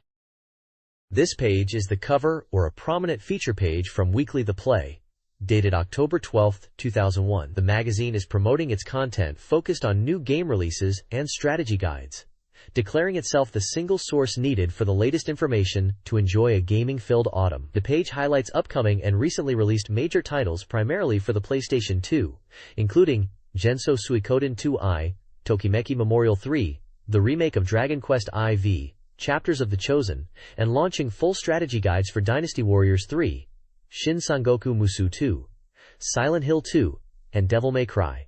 It also teases information on anticipated sequels like Onimusha 2 and Gun Survivor 2, Biohazard Code, Veronica, alongside other notable games such as Ace Combat 04, Shattered Skies, Capcom vs SNK 2, Legaia Duel Saga, and Skygunner. The main image features characters from Dynasty Warriors 3 riding an elephant, visually representing one of the featured strategy guides. Side sections of the page advertise merchandise planned for the Tokyo Game Show 2001 autumn, featuring items from series like Sakura Wars and Virtual On, plus a limited Beat Magazine t-shirt. There's also a lineup of strategy guides available from SoftBank Publishing, covering a range of titles across multiple platforms, including guides for Virtua Fighter 4, Ace Combat 04, Shenmue 2, and even a comprehensive catalog of Dreamcast software and peripherals.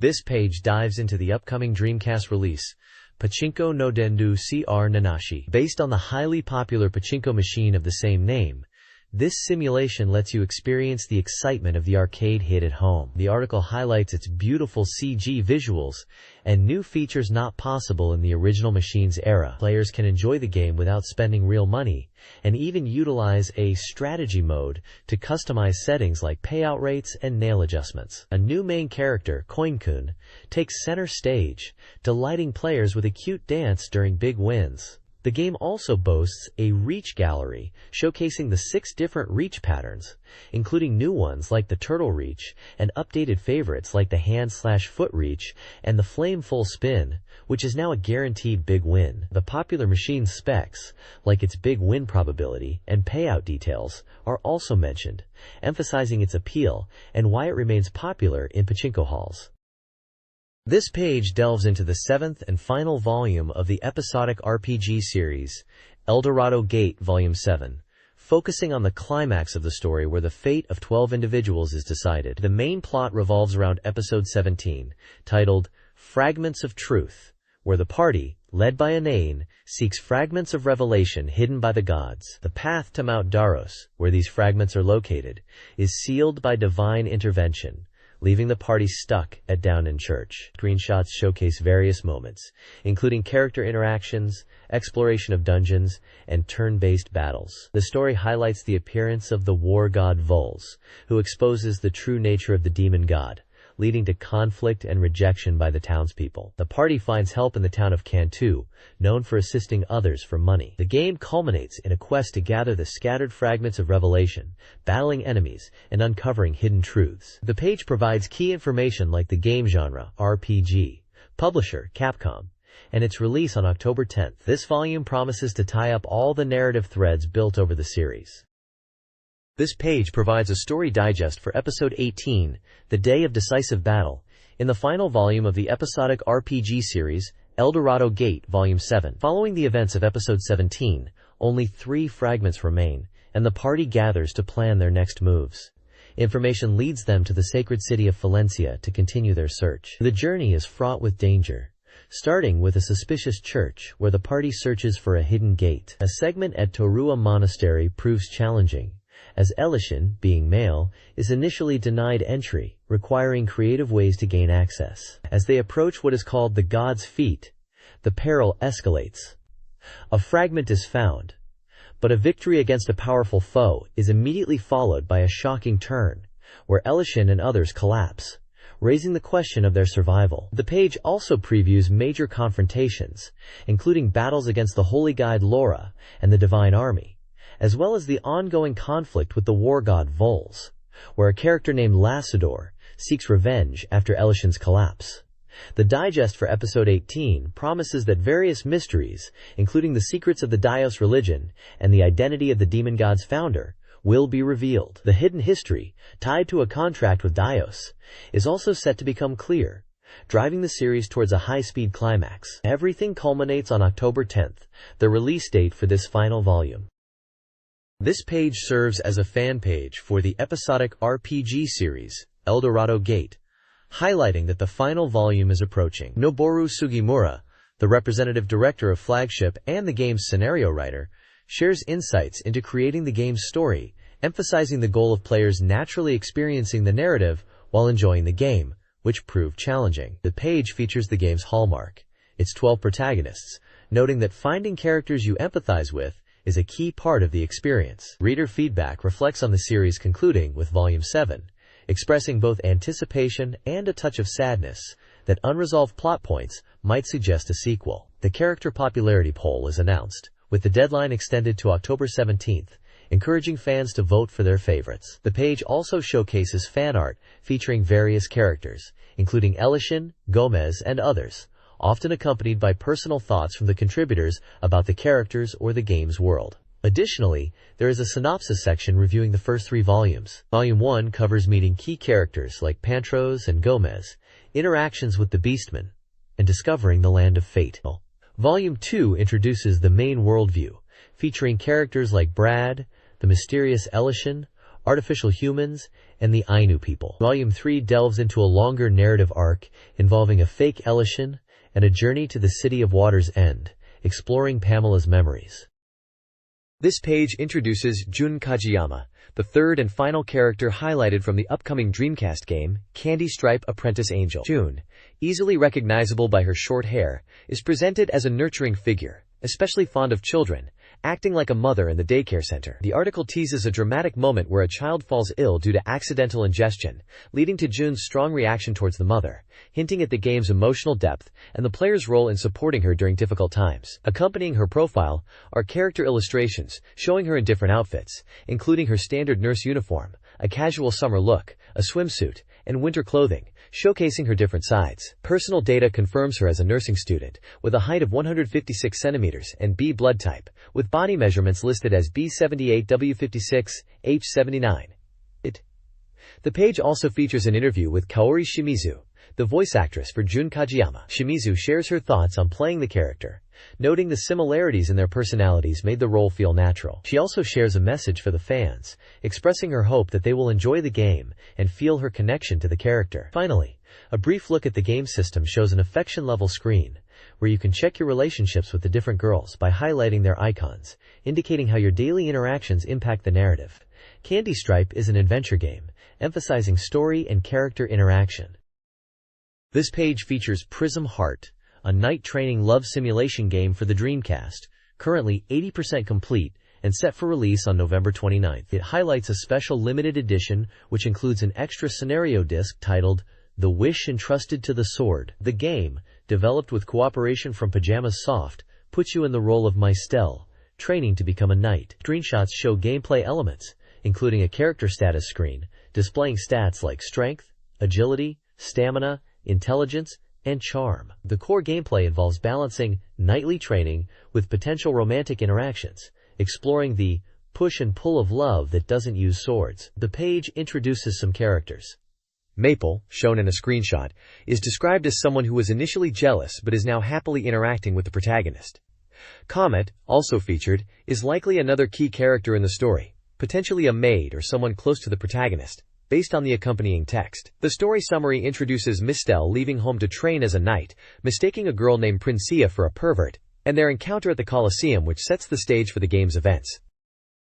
This page dives deeper into the gameplay systems of the Dreamcast port of Prism Heart, emphasizing the updated visuals while promising to maintain the core feel of the PC original. The article breaks down the game into its fundamental loops. First is the daily training and monthly trial, where you dedicate your week to one of several training types, like sword practice or physical conditioning, directly impacting Mistel's stats, such as strength and agility. These training options expand over time, culminating in a monthly practice match against rivals.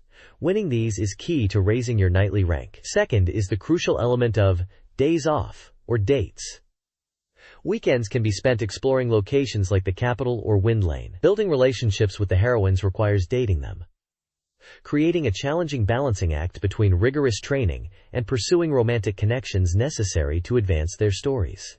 The page also touches on the initial gameplay progression, including meeting characters like Ina, who serves as both a rival and a potential love interest, and the excitement of participating in the first practice match to start climbing the ranks. Finally, it teases the reveal of new characters, featuring illustrations of future companions like a girl dressed in red and others in a beach scene, suggesting more allies or potential romantic partners will join the cast soon. This page focuses on a special release for the popular Roommate series, specifically, a limited premium fan disc centered around the main heroine, Ryoko Inoue, titled Longing for the Moment We Meet Again, Ryoko Inoue Last Seen. Limited to just 5,000 copies, this disc is packed with Ryoko's charm. It builds upon previous fan discs, offering new interactive content for fans. Two key features are highlighted. First is the Fit Therapy fortune-telling, where Ryoko helps you diagnose your personality through questions related to plants and herbs. Second is the Flower Language section, where you can learn the meanings behind various flowers directly from Ryoko. These interactive elements promise engaging communication opportunities. The page also includes a mini-interview with Tomoko Fujino, Ryoko's voice actress, in ISK. She mentions that while it's not a full game, the fan disc has significant volume, including daily conversations that change depending on the time, and a "What Day Is It Today?" feature, covering all 365 days, with special events like holidays. She also talks about recording 4 new songs for the disc, with her favorite being Summer Festival, which captures a nostalgic Japanese atmosphere. She expresses her joy in connecting with fans through this project. This fan disc from Datum Polystar is scheduled for release in November, offering dedicated fans a deeper connection with their favorite roommate character. This page introduces the unique Dreamcast title, Bomber Hee Hee. This isn't your typical action game. It's an explosion simulation that dares to mix realistic building demolition with surprisingly lighthearted gag sequences. The core gameplay revolves around working for the Afro Company, a bomb installation firm tasked with demolishing various structures. Players place different types of bombs, like general purpose, diffusion, or concentrated types, each with unique effects, to achieve the perfect collapse. The challenge lies in strategically placing these explosives to bring down buildings efficiently and artistically. The page highlights the fleeting beauty of demolition, showcasing screenshots of structures mid-collapse. It also introduces the cast from Afro Company, including the boss who gives orders and various employees. While the game involves complex demolition strategy, the hurdle to clearing missions isn't overly difficult. It's a fascinating concept that only the Dreamcast could deliver, offering a blend of thoughtful simulation and unexpected humor. The game was planned for the Dreamcast at 5,800 yen, though the release date was undecided at the time. This page dives into Sega Bass Fishing 2, a premier fishing simulator for the Dreamcast. The focus here is a strategy guide for the expansive Lake Gator stage, the largest in the game. This lake is home to docile alligators and offers 5 distinct fishing points, though its sheer size means careful time management is crucial. Be wary of snagging lures in the thick aquatic vegetation, which can lead to significant time loss. The guide breaks down each of the 5 points. Rosalie Docks, a donut-shaped bay with numerous piers, offers reliable fishing, particularly in summer near the exit and piers, though winter fishing is limited. The reed area is characterized by dense aquatic plants, making casting tricky in deeper sections. Focus on areas around structure, where fish locations shift with the seasons. Cypress Creek presents a river-like environment with a strong flow, ideal for targeting fish by moving along the banks, especially fruitful in summer and fall. Jackson Canal, a narrow waterway filled with structure, is best tackled by focusing on objects, with fish moving deeper in winter requiring soft baits. Finally, Gator Lock, despite being the narrowest point, is packed with artificial structures and is excellent for quick fishing sessions, with key spots highlighted near the water gates and surrounding structures. This guide provides essential tips for navigating Lake Gator's challenges and landing those big bass. The game is listed as developed by Sega/WoW Entertainment and was released on August 30th for 5,800 yen. This guide focuses on the challenging endgame of Super Robot Wars Alpha for the Dreamcast, covering episodes 52 to 62 and the final battles. It stresses the importance of utilizing your full potential against Neo Zeon, Jupiter Forces, and Axis. A significant aspect is the recruitment of either Levi or Valletta, dependent on flags set throughout the game, especially involving Ryusei. Though Levi has slightly better stats, the removal of the Miracle Spirit command minimizes their difference on the Dreamcast. Tactical advice includes using map weapons with the Mercy skill to trigger enemy abilities like Guts and Potential, boosting your units. Fully upgrading weapons like the Fire Blaster unlocks powerful map attacks. The guide also lists hidden units like Mazinger Z and various Gundams, and details combination attack requirements, such as the twin funnel attack with specific pilots. This page details the strategy for Episode 56, Phantom of Zeon, in Super Robot Wars Alpha. The scenario involves a full-scale battle against Neo Zeon, with the primary objective being to reach the colony laser within 4 turns. Failing to do so results in enemy reinforcements appearing at the colony laser on turn 5, including Drive Hell's forces, making the mission significantly tougher. The guide emphasizes speed, recommending the use of high-mobility units like the Valkyrie Squad, Dilbine, and Sabai-Baster. It highlights specific points for earning proficiency, such as reaching the colony laser by turn 4+1 and accepting a ceasefire offer from Kycilia later +5. A crucial checkpoint involves ensuring Judao has met the conditions to recruit Pulo, which grants the Quobli Mk2 Pulos. Another key strategy is defeating Glemon's Dross within 1 turn of its appearance. Otherwise, it is automatically shot down by an event, and Kycilia's forces appear immediately after Glemon's defeat. Super Robot-type units with powerful finishing moves are recommended for taking down Dross quickly. The guide also suggests having real robot units deployed to draw enemy fire when Kycilia appears. For the next scenario, the guide advises upgrading weapons like the Akashic Breaker or the base weapon for the final dynamic attack if you plan to defeat Sirako's Jupiteris, and also strengthening Judao and Hikyu's machines. Episode 57 of Super Robot Wars Alpha, Above the Angel's Ring, revolves around the Angel Halo. Players choose whether to accept Shu's mission, impacting the deployment strategy. Pattern A, Accept, allows full team deployment, while Pattern B, Decline, starts with Uso and Hyro. The primary objective is to reach the Angel Halo's core, battling enemies like Katagina and Fuala. Sirako's Jupiteris is a key challenge, requiring over 55,000 damage in 1 hit to defeat him. Reaching the core with Uso or Hyro first grants a proficiency point, with a Wing Gundam Zero event for Hyro. The initial choice affects proficiency and relationship/rival points. Defeating Sirako also boosts proficiency. Upon completing the episode, players choose a route: Axis, Heyman story, or Angel Halo, Evangelion storyline. This page details Episode 58, Invitation to the Land of God, and Episode 59, Cross Target, from Super Robot Wars Alpha. Episode 58's objective is total enemy defeat, with a strict loss condition if any ally is destroyed. The battle against the Irrigators concludes by turn 4 or upon defeating Shapiro Keats, making early aggression vital for resources. Prioritize strong enemies while using defensive maneuvers like Concentrate and Flash due to the high-stakes loss condition. Clear the early appearing Megalots quickly with map weapons. Proficiency can be increased by having specific characters attack Valletta Vadim and Kusuha Mizuha attack Shapiro. Preparation for the next episode involves boosting the movement of key units. Episode 59, Cross Target, features captured allies as enemies who must be persuaded by specific characters. Ryusei greater than Aya, Masaki greater than Lune Zoldark, Kusuha greater than Saya Kruger, main character greater than love interest. Success triggers the appearance of Uzeth Gozo, Levi Tolar, Shu Shirakawa, and the heavy metal LGAIM team. The main battle focuses on defeating tough opponents like Uzeth and Levi. A choice in the scenario demo, Stop the Shinobi, influences deployment and reinforcements. An important Levi flag exists. Meeting prior conditions allows Ryusei Date to persuade Levi to Polar, avoiding the Judecca fight and enabling Levi's recruitment later. Defeating Uzeth for bonus rewards requires careful timing and powerful attacks to overcome his retreat condition, provided his unit is sufficiently upgraded. Proficiency is earned by making the Stop the Shinobi choice and by defeating Uzeth. Episode 60 of Super Robot Wars Alpha features the climactic battle against Neo Zeon, culminating in a fight against Heyman Karn. Initially, Judao Ashta sorties solo, but the London Belfleet arrives on turn 3. Mashimura Cello and Azaku 2 Ikai is a high HP threat using Miracle.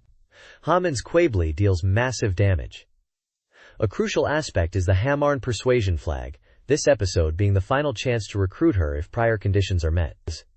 This involves Quattro's Persuasion, followed by Judao and Camille's attacks, with Judao delivering the finishing blow. For Judao, high pilot proficiency, 42+, unlocks the full armor ZZ Gundam. The page emphasizes the importance of training pilots to act twice per turn, crucial for late-game challenges. A list of pilots who acquire this W ability early is provided for prioritizing training. Episode 58 focuses on defeating the Jupiterians and Oz forces in Super Robot Wars Alpha. Use Flash for evasion and Hot Blood or Soul against Trace-Eyes and Milliardo. Crucially, defeating Milliardo is necessary for obtaining the Tall Geese 2-eyed. Oz units won't attack unless provoked, making map weapons effective.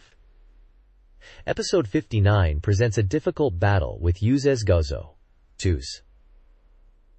Choosing Sortie immediately leads to a challenging fight with limited units, where waiting for Ray's self-destruction is advised. Alternatively, wait for a chance to sortie allows Lundo Bell to deploy, though Uzes retreats.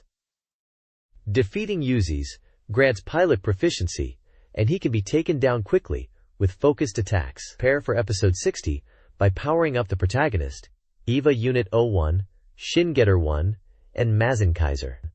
Equip the real robot protagonist with flight capabilities like the Minovsky Craft, or Drive, for an easier time.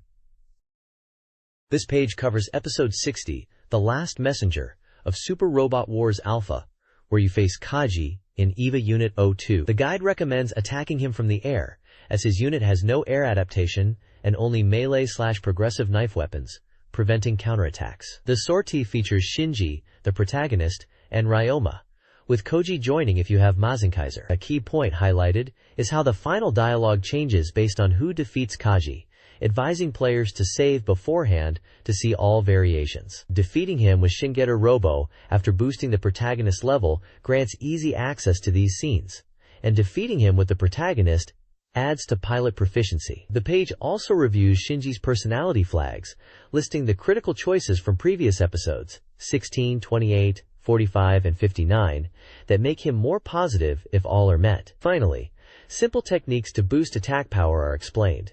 Increasing an EVA pilot's synchro rate through battle actions, like dealing critical hits or defeating enemies, and leveraging trust correction by placing pilots with strong relationships, like Camille and FA or Koji and Sayaka, adjacent to each other for an attack bonus.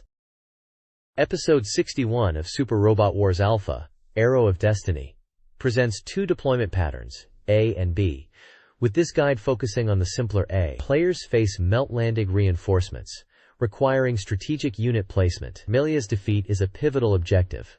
Her fate, determined by prior events, influences the next scenario's rewards. If Max defeats her, the VF-1JS becomes available. Failing to defeat her results in Giant Max and Milia. The guide recommends using strong spirit commands to ensure Max's victory. Successfully clearing the scenario unlocks the RGUN-powered and either Leva or Valletta. While the RGUN-powered is essential for the SRX combination, the Skarx's ultimate attack is weaker in this version. Funding other units is advised. Shinji's availability depends on pre-existing flags.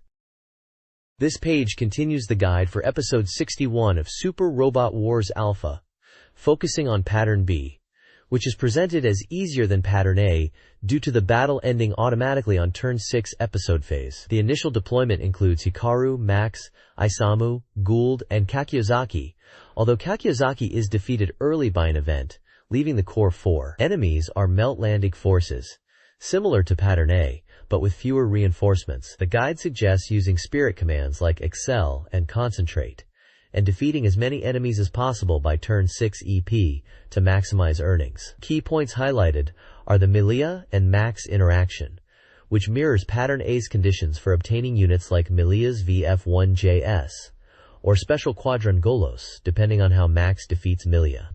If pilot skill conditions are met, defeating Milia with Max can also lead to acquiring the VF-1J Armored Valkyrie later. Shinji's availability is also mentioned, depending on prior flags, allowing for EVA Unit 01 to sortie, accompanied by a related dialogue event shown in a screenshot. The page also includes screenshots of unit status screens for Milia and Quadranolo, a combat scene, the EVA deploy location, the destroyed monsters weapon list, and a scene featuring Reedy and Valletta discussing the RGUN-powered connecting to the SRX, indicating progression towards the SRX combination after this stage. The guide explicitly recommends a quick, clear strategy from turn 1, focusing on defeating Milia first, then the battleships, to earn the rewards.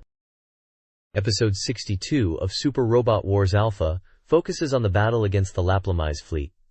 The primary goal is to stop the enemy advance. The guide details enemy reinforcement waves, A, B, C, and D, triggered by specific conditions. Strategic advice includes flanking maneuvers from the start, utilizing double-action pilots, and employing powerful map weapons to eliminate enemies. For a complete victory, the guide suggests an aggressive approach using map weapons to weaken enemies before finishing them off. Remember to use luck to maximize earnings. Proficiency points are awarded for defeating the Laplamise flagship and clearing all enemies. The preceding scenarios demo varies depending on prior events involving characters like Misato, Minmay, and Shinji. The guide includes a screenshot of Fokker's status. This page continues the Super Robot Wars Alpha Strategy Guide, focusing on overcoming the Bodolza fleet in the second half of a key battle. Thanks to Minmay's song, the enemy's Entrati forces have their morale significantly lowered to 50, while your units start with 150. The guide recommends using this advantage to aggressively push forward with powerful attacks, especially against the high HP battleships. Deploying support units is crucial to managing consumption. Defeating the Bodolza flagship triggers a scenario change related to Hikaru and Misa. The guide also includes a checkpoint, comparing the VF-1J Valkyrie, Hikaru Custom, and the Quadran Rao. While the VF-1JS is versatile due to its transformation, the Quadran Rao boasts higher base stats but lacks the ability to transform, making the Valkyrie slightly easier to handle overall. Looking ahead to the final battles, the guide advises solidifying your team roster. For players looking to boost their funds, a list of the top 5 scenarios for earning money is provided, highlighting Episode 56, Illusion of Xeon, as the most profitable. The guide also mentions a useful trick. Achieving a game over allows you to carry over earned money and experience, which can be helpful if you face overwhelming odds. This page shifts focus to Capcom vs. SNK 2 Millionaire Fighting 2001, detailing how to unlock and utilize the game's 2 most powerful hidden characters, God Rugal and Shin Akuma. As expected by fans, these are the true boss characters. To unlock them for player use, you must defeat each of them as the final boss. Since only one appears per playthrough, you'll need to clear the game at least twice. Once unlocked, they can be used in arcade, training, and versus modes.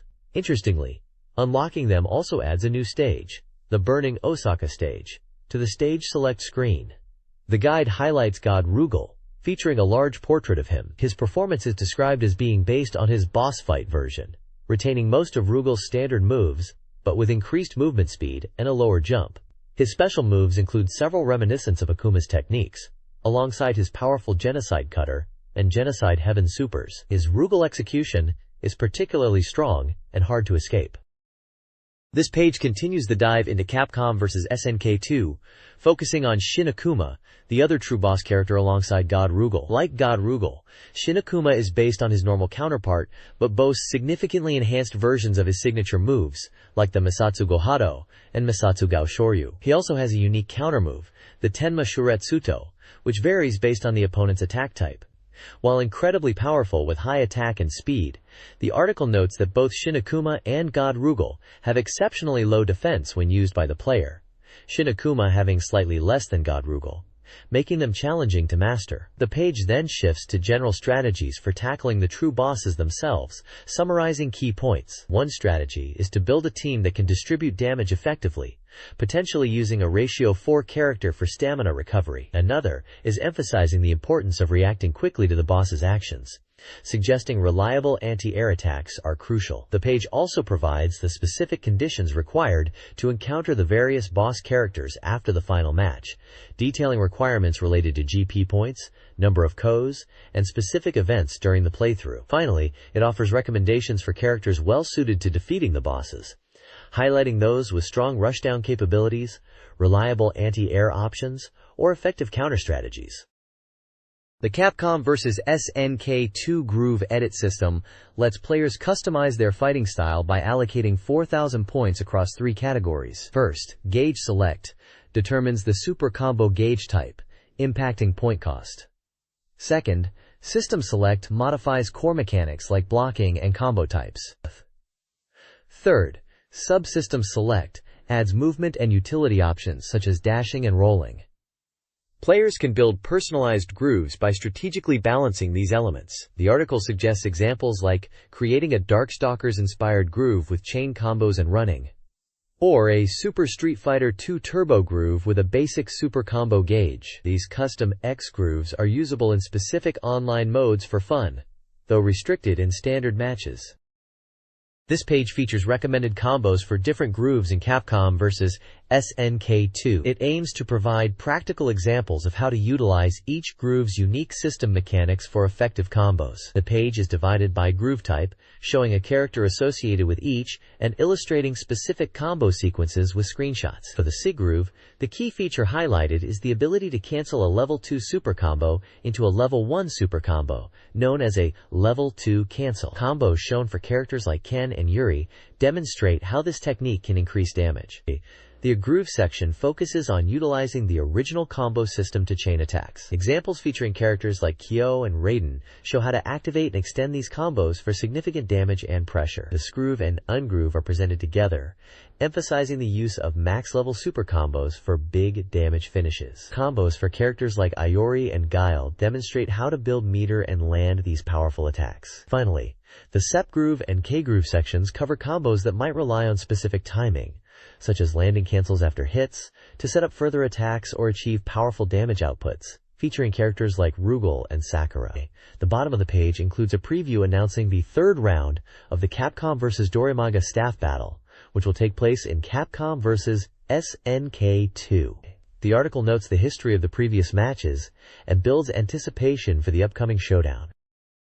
This page features a tactical guide for Garou, Mark of the Wolves, focusing on strategies for defeating the CPU, especially in survival mode. The article acknowledges the challenge posed by the AI, but offers advice to improve your win rate significantly. A central theme is the effective use of the Just Defense system, explaining how to utilize its properties to punish opponents' recovery frames. Gathering in-game items is also highlighted as crucial for success, with a focus on securing life-up and gauge-up items. Character-specific tactics are detailed for Rock Howard and Terry Bogard. Rock's strategy centers around using his weak hard edge due to its minimal recovery for both offense and defense. For Terry, the guide emphasizes using his power charge to maintain pressure and set up opportunities. Example combo sequences are also included for both characters to help players execute effective offense. This page provides strategic tips for several characters in Garou. Mark of the Wolves. First up is Kim Kafwan, whose strategy revolves around his aerial attacks like the Hishukyaku. The guide suggests using back jumps, followed by low-altitude flying eagle kicks as a primary tactic. If the opponent guards, chaining into a crouching weak kick is recommended for safety and pressure. Mix in flying swallow slashes to keep opponents guessing. Next is Kevin Rusherian, focusing on the weak crescent kick for offense. It's a fast move but easily guarded. Mix in flying eagle kick to make it less predictable. After blocking, a crouching weak kick or a phoenix kick follow-up is effective. The guide provides combo examples like crouch weak kick into crouch weak punch into meteor fall. Marco Rodriguez's section highlights the importance of the Ryuko Ranbu and Hien Shippukyaku. Landing Hien Shippukyaku leads to follow-up opportunities. If it's guarded, wisely using a backstep to reset the situation is advised due to its invincibility frames. Combos include jump strong kick into close standing, strong punch into strong tiger fist, or strong tiger fist (BR) into strong Hien Shippukyaku. Finally, Hotaru Futaba's strategy centers on applying pressure with her Renkyaku. The Kugashu is noted as a useful range tool. The guide shows various combos, including using jump attacks as initiators, such as jump weak punch or jump strong kick, to set up ground attacks like Kugashu BR, leading into her special moves. This guide provides strategies for Garou, Mark of the Wolves characters B, Genet, Hokutomaru, and Freeman. B. Janet excels with her aerial Hariabi, using it to pressure opponents and chaining into safe crouching kicks if blocked. For damage, Hariabi can combo into Aurora. Hokutomaru utilizes shuriken zoning and mix-ups. Effective tactics include strong shuriken projectiles, mixing close-range attacks like fall and rise, and attacking on wake-up with standing strong punch combos. Freeman focuses on pressure with Chagai versus O.D, using close crouching attacks to initiate it. Mixing in grabs and anti-air moves like full blasts, especially the potential version, is crucial. General tips include evasive maneuvers and feints.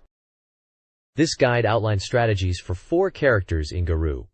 Mark of the Wolves. Kevin Rarian focuses on pressure with his Helltrap series, looping into BR moves and powerful specials. Griffon Mask aims to maintain his TOP state, utilizing crouching punches for space control and combos into Gridlow specials or Justice Hurricane. Grant's strategy centers around the no-cancel Demon God Moonring, employing strong projectiles and foot sweeps for zoning and knockdowns. Kane R. Heinlein builds meter while pressuring, utilizing Schwarzpanzer and Lancelot for distance control and punishing blocked attacks. His throw can set up big damage with Himmelreich Zerlagun into Himmelreich Artem, while zoning with Schwarzflame is also advised.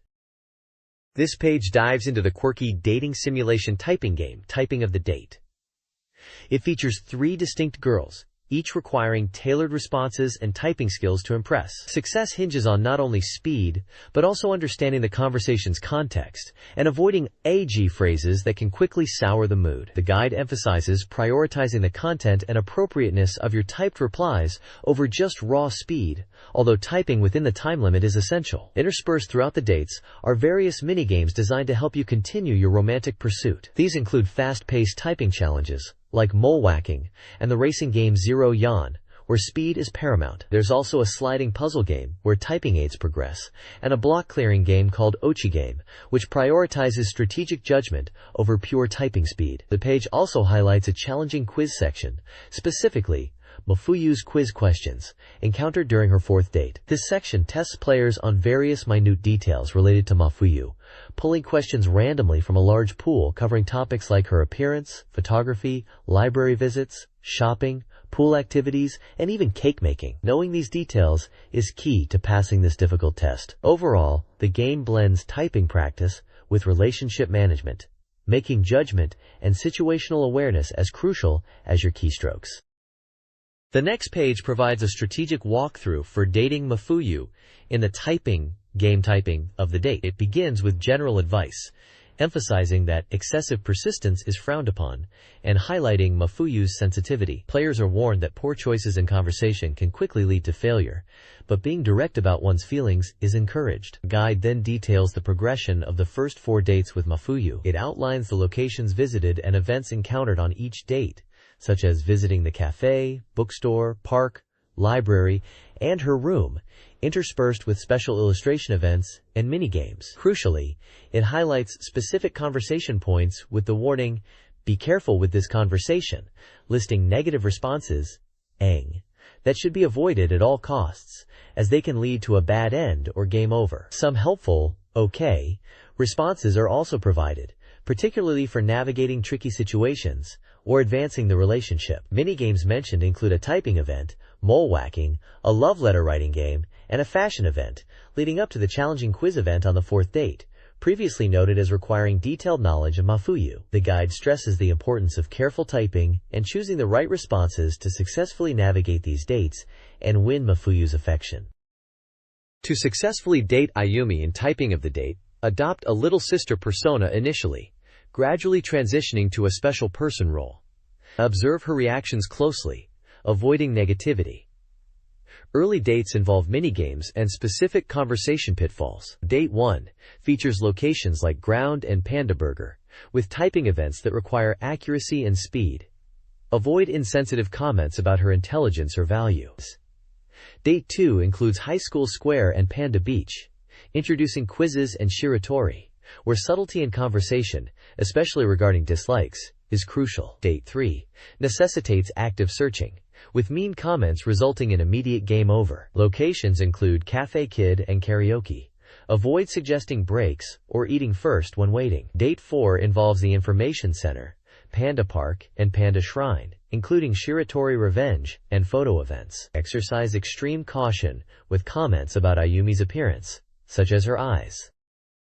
To successfully date Shizuku in typing of the date, cultivate a gradual relationship built on being a genuinely caring person, especially towards her friends and dog. Be active on dates from the start, but avoid getting too close to other characters and steer clear of arguments. Overly close relationships with others can negatively impact your chances. The first 4 dates require specific strategies. First, visit the flea market. Second, build Shizuku's confidence at the CD and bookstore and Idomart. Third, navigate the summer festival, including the Okji minigame. Aim for a score over 1,000. Finally, approach her illness positively during the 4th date at the high school square and her room. Avoid negative comments that might make her feel worse, especially phrases like, again. This page delves into an in-depth strategy guide for Zero Gunner 2, focusing on conquering the challenging final stage. As a veteran player, I can confirm this game is a top-tier vertical shooter on the Dreamcast. Known for its unique free-roaming lock-on system, the guide provides point-by-point tactics for Stage 7, breaking down encounters with the large robots and the mid-boss. It emphasizes crucial movement patterns and attack angles to avoid damage and efficiently take down tough enemies, explaining how to weave through bullet patterns and exploit enemy weaknesses. Beyond the stage walkthrough, the guide offers valuable high-score techniques. It highlights the advantage of staying close to certain enemies to prevent them from attacking immediately, and details a method for delaying enemy destruction to maximize energy collection, a vital tactic for survival and scoring in this game. There's also a small section revealing some game lore, specifically about the name origins of certain large enemy organizations and characters, adding a nice layer of depth for dedicated fans. The Public Relations Girl's Last Word offers a brief sign-off, encouraging players to practice and aim for high scores. This is a solid guide for anyone looking to master Zero Gunner 2. This strategy guide for Zero Gunner 2 focuses on challenging boss battles. The guide details strategies for defeating the mid-boss, a long, bullet-firing enemy. Players are advised to dodge strategically by understanding its attack patterns, utilizing specific positioning, and saving the option attack for later bosses. Visual diagrams are included to help with maneuvering the ship. The guide then covers versus Boss 1, breaking the fight into phases targeting specific gun platforms and the core as it changes color. Weak points, suggested movement, and option attack timing against the pink core are highlighted. Finally, the guide addresses versus Boss 2, the final battle, which changes attacks based on damage. The fight is divided into stages, focusing on destroying spinning discs and dodging rocks and lasers. Diagrams show attack points and evasion tactics for this multi-staged encounter, providing crucial guidance for success. This page presents a detailed strategy guide for Darby Tsuku 2, a horse racing simulation game. The focus is entirely on perfecting training techniques to maximize your horse's abilities. The guide emphasizes that training is crucial for unlocking a horse's full potential, even if it starts with great inherent talent. It explains how different training types and courses, such as turf, dirt, sloped paths, gate training, and even pool training, affect various parameters like speed, power, stay, and stamina. While specific effects vary, the guide highlights the importance of tailoring training to the horse's growth type. Beyond training, the page also notes that participating in races is another key way to improve a horse's abilities, with the distance and track surface influencing which stats increase. Finally, a deep technique tip advises using the pasture weekly to prevent injuries, though managing competitiveness can be tricky with this method. This page continues the strategy guide for Derby Tsuku 2, shifting focus from training to acquiring high-quality breeding stock. It details methods for obtaining well-bred stallions and mares through the in-game auction, private sales, and even a specific technique involving horses dropped by Prince Muhamuha. Tips are given for auction bidding, emphasizing aggressiveness for strong horses and careful incremental bids otherwise. The guide lists examples of desirable horses obtainable through these methods, mentioning their price range and key traits without providing exhaustive data tables. A deep technique highlights checking horses previously owned by a character named Prince Muhamuha for potential bargains. The page also includes coverage of a real-world radio event promoting Derby Tsuku 2, showcasing the game's popularity and featuring the game's director and magazine staff discussing their betting results. Finally, it promotes a strategy book called Dreama Style, Strongest Horse Tiger Scroll, promising advanced tactics. This page provides a final strategy guide for the challenge mode in Phantasy Star Online, focusing specifically on Stage 7, which takes place in the Ruins area. The page highlights that this guide is for time attack runs, and the map shown focuses only on critical elements like switches, gates, and items. The guide offers tactical advice for each character class in the Ruins. Hunters are advised to quickly eliminate strong enemies, relying on forces for healing, as recovery items are scarce.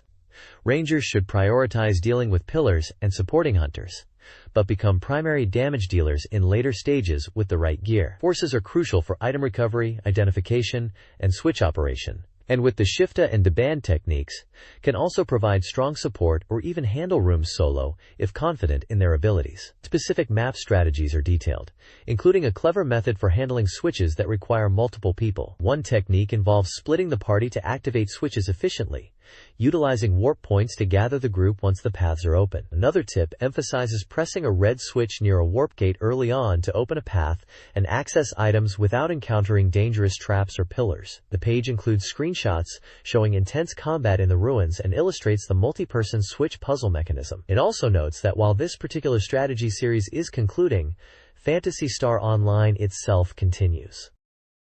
This page continues the detailed strategy guide for Phantasy Star Online's challenge mode, specifically covering more areas within Stage 7, the Ruins. It features a map breaking down the path through areas 33, 34, and 35, highlighting key interactive elements like switches, gates, and item locations, alongside navigation tips. The guide provides crucial instructions for specific challenges. In Area 33, players learn the exact sequence for pressing switches 1, 2, 3, then 4, to open barriers, with a warning that errors will trigger traps.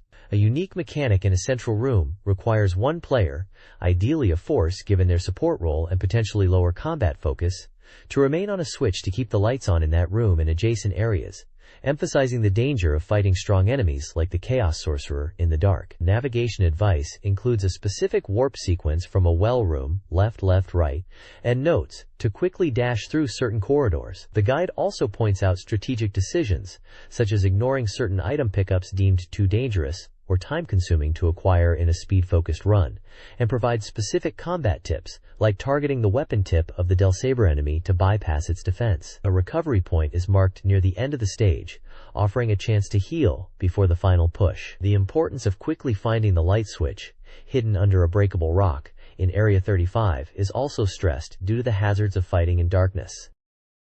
This page dives deeper into the strategy for Phantasy Star Online's challenge mode, moving into Stage 8, the second part of the Ruins. The guide provides a map covering areas 36 and 37, focusing on navigation and combat tactics essential for success. Players are advised on the most efficient path, suggesting they ignore certain elements like pillars, a specific switch, and an item to save time. A potential shortcut is mentioned in Area 36, which requires having 4 unnecessary weapons, though the standard route is usually preferred. A critical light switch is located under a poison trap. Area 37 is highlighted as a combat-heavy zone featuring 4 challenging enemy types: Delsaber, Dark Belmera, Chaos Sorcerer, and Chaos Bringer. Specific strategies are given for each, such as getting behind the fast Delsaber, quickly taking down the Chaos Sorcerer with techniques, and exploiting the Chaos Bringer's blind spot on its left side after dodging its charge attack. The area also contains numerous hanging spike traps that players must carefully navigate around. A vital piece of information for the end of Stage 8 is revealed. The final gate requires having 8 unnecessary weapons in your inventory to open. This means players cannot simply discard items they aren't using, as they are required for stage completion. Keeping track of these items is crucial for reaching the final objective. This page continues the Phantasy Star Online Challenge Mode guide, focusing on Stage 8's final areas, the Ruins areas 38, 39, and 40. Area 38 features a crucial lighting switch and a wide area containing a force recovery item. The strategy suggests tackling Area 39, a straightforward maze, next.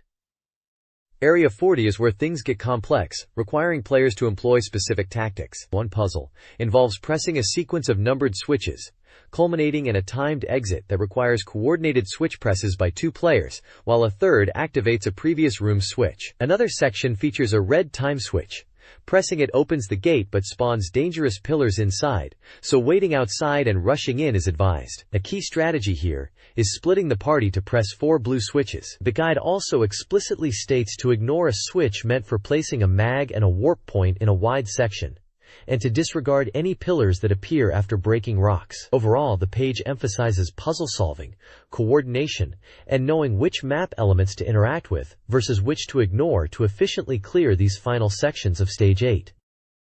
The next page dives into Challenge Mode Stage 9, specifically the final areas, Ruins 3. It's highlighted as the final area, filled with dark rooms, emphasizing the need to recover HP to avoid mistakes, and aiming for a clear time under 1 hour 10 minutes for a good run. The guide starts in Area 41, immediately telling you to break a chain trap and ignore a warp gate to proceed. In Area 42, after using warps, you must step on a switch on the left. It details how party members using different warps can rejoin the group, noting a recovery point in the next room before a full fight. Area 43 presents more complex puzzles. One section requires breaking pillars while leaving a force character behind, with 3 players pressing pink switches. Pressing the 4th switch triggers a pillar near the force, so the force needs to move ahead before that final switch. Other instructions point out wall-mounted lighting switches and a unique mag placement switch, where you need to place the mag while running. There's also a note about a lighting switch hidden in a rock. A screenshot shows a dark Belgrera encounter, advising against ranged attacks if allies are nearby. The map clearly lays out the paths, switches, and warp points across areas 41, 42, and 43, showing the route towards Area 44. The strategic notes reinforce the need for specific actions and party coordination to navigate these challenging ruins. This guide details the final stages of Phantasy Star Online's Challenge Mode Stage 9. In Area 44, split your team, focusing the main attack force on the right room. Follow specific routes for rangers and hunters, avoiding shooting wall switches. Preparation for Dark Falsies is key. Enhance weapons with the Dark attribute, and conserve recovery items, especially Resta. Save grinder-type items for attribute weapons. Ignore the shortcut requiring 8 weapons and 8 shields. The Dark Falls battle requires mastering evasion. Use a decoy strategy to avoid a specific attack. Survive Divine Punishment, noting hunters with low HP should receive escape doll. Item management and evasion are more important than S-rank weapons.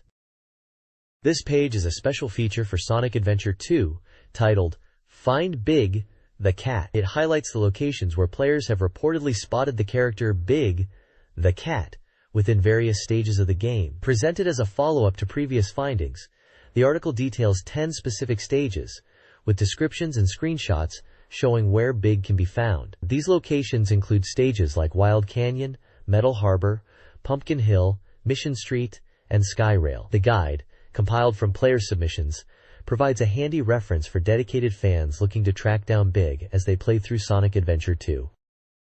This page features the Dorimaga Trick Plaza, a section dedicated to sharing helpful tips and hidden secrets for various Sega Dreamcast games, submitted by readers. Featured here are techniques for several popular titles. For the fighting game Guilty Gear X, the page explains a button priority system for executing stronger attacks and details a method to enable same character, same color matches, which is a fun option for competitive play. The page also provides valuable tricks for the shooter Outrigger, including instructions on how to unlock hidden elements and achieve invincibility by manipulating settings within the game's sound test menu and executing commands on the pause screen. There are screenshots showing the options menu and the life bar changing state. Additionally, a clever jump technique is shared for Sonic Adventure 2. This trick, usable by Sonic or Shadow, allows players to extend their jumps significantly, helping them cross dangerous gaps or reach previously inaccessible locations, which is always a plus for exploration and speedrunning. The page concludes by explaining the rules for submitting reader tips and showcasing the prizes awarded for accepted contributions, recognizing the community's effort in uncovering game secrets. Cyber Troopers Virtuon Force, the latest installment in the series, is set to launch in arcades in mid-October. Developed by Sega and Hitmaker, the game features competitive action for 1 to 4 players on the Hikaru arcade board. Key features include 2v2 team battles, unit customization with various Temjin models, and compatibility with the VOD 4 pilot license card for progress tracking. The game also introduces the Mars Succession War lore, providing context for the Virtroid battles. This feature highlights the game's diverse playstyles and builds anticipation for its arcade debut. Virtual Force's character selection screen features a starting roster of 9 Virtuoroids. Players navigate the selection using the standard arcade lever and trigger controls. The initial lineup includes familiar favorites like Temujin, a balanced unit with a beam sword, Fei Yan, with its hyper mode, and the heavy missile-focused box. Engelon's ice-based attacks and potential dragon summon are highlighted, along with Baldemiora's strategic ERL units, Aparm J's powerful beam tunfas, Mizar's aerial laser barrages, SPZ INEF-13's high-risk, high-reward playstyle, and Raiden's shoulder laser and low maneuverability are also showcased. This diverse selection aims to accommodate various playstyles. The following page will feature an interview with the development team. This page delves into Cybertroopers Virtual Force, highlighting it as the best finish ever in the series, a sentiment echoed by director Yamashita Nobuyuki and producer Kawahara Shigeo in an interview. They discuss the game's extensive development and the feeling of having poured everything into this iteration. A major new feature is the VA4 pilot license card system, explained through a step-by-step guide. Players use this card at a dedicated terminal to manage their progress, starting by purchasing a card and inputting their pilot name and desired Virtutroid. The card tracks gameplay data, allowing players to check their records, receive rank promotions, unlock new Virturoids, and earn badges based on their performance. The page also introduces the Special Mission Mode, a single-player challenge where performance determines your ranking. Screenshots illustrate the card terminal interface, the Virtuoid selection process, and the in-game combat display, emphasizing the integration of the card system into the arcade experience. This system adds a persistent progression element, encouraging players to revisit the game and build their pilot profile. This page continues exploring Cybertroopers Virtual Force, focusing on the game's AI and the player card system. For solo players, the game features AI partners, and you can check their data and growth progress using your VOR4 pilot license card at the terminal. The AI stats are displayed as a radar chart showing different parameters, like attack and defense. The page also details how to create a dedicated AI machine card from a standard card using special AI activation crystals. The developers share further thoughts on the project, describing it as the culmination of their efforts, having poured everything into this entry, resulting in a feeling of complete burnout, in a good way. The game's Attract Mode demo has also been improved, now including detailed explanations of controls, making it easier for new players to get into the action. Finally, the page highlights that the final product version released is M.SBS Vermbuer 7.5, a significant update from earlier test versions, adding many new features like AI creation. This page gives us the first report on the highly anticipated The King of Fighters 2001, announced for release this autumn as the next big SNK All-Star Festival. This installment marks the 8th game in the popular series, which began back with KOF 94. The big news highlighted here is the shift to 4-on-4 battles, a significant change that evolves the team-based combat. The game is also making major revisions to the striker system, adding new layers of strategy. Featured prominently are members of the main protagonist team, K, the powerful fighter wielding transplanted flame abilities, Maxima, the formidable cyborg, Whip, returning with her signature weapon, and the mysterious newcomer Lin. The page confirms key details. It's an arcade fighting game developed by SNK, intended for 1 or 2 players, and is slated for operation in November. A basic control guide is also presented, showing the button layout and listing standard actions like movement, attacks, guarding, and the new striker and evasion maneuvers, giving players a foundational understanding of the gameplay mechanics. The article confirms K's leads this main team. This page delves deeper into the new mechanics introduced in The King of Fighters 2001, building on the previous page's announcement. The first major highlight is the Tactical Order Select, designated as New System 1. This system allows players to choose a team of 4 characters, but critically, lets them assign each character a role, either a main player character or a supporting striker character. This creates strategic variety, enabling setups from the standard 3v3 with 1 striker each, up to a full 4v4 team battle, or even a solo fighter supported by 3 strikers. The number of player characters chosen impacts the power gauge. Fewer player characters results in a shorter gauge that fills faster but grants more stocks, while more player characters leads to a longer gauge that fills slower but with fewer stocks. Defensive power also adjusts inversely based on the number of player characters. The second significant innovation, New System 2, is the Cancel Striker. This evolves the existing striker concept by allowing players to cancel a striker's activation animation under specific conditions, such as hitting a grounded, reeling opponent when you have at least one power gauge stock. This opens up entirely new combo possibilities, allowing for extended sequences flowing between player characters and strikers. The page also introduces the Korea team, featuring fan favorites Kim Ka-hwan, Chang Ko-han, and Choi Baun-jae, along with the newcomer Mei Lee, described as a new student joining Kim's team. The next page continues our look at the King of Fighters 2001, detailing more teams and a crucial new system. First up is the Iori team, featuring the enigmatic Iori Yagami joined by returning characters Ramon, Vanessa, and Seth. It's noted that Vanessa and Seth were part of the protagonist's team in the previous game, raising questions about Iori's motivations and the potential lingering conflict with Kyo Kusanagi. A major change is the introduction of the Super Cancel system, building on the power gauge mechanics from KOF 2000, which used stock for various abilities including mode activation.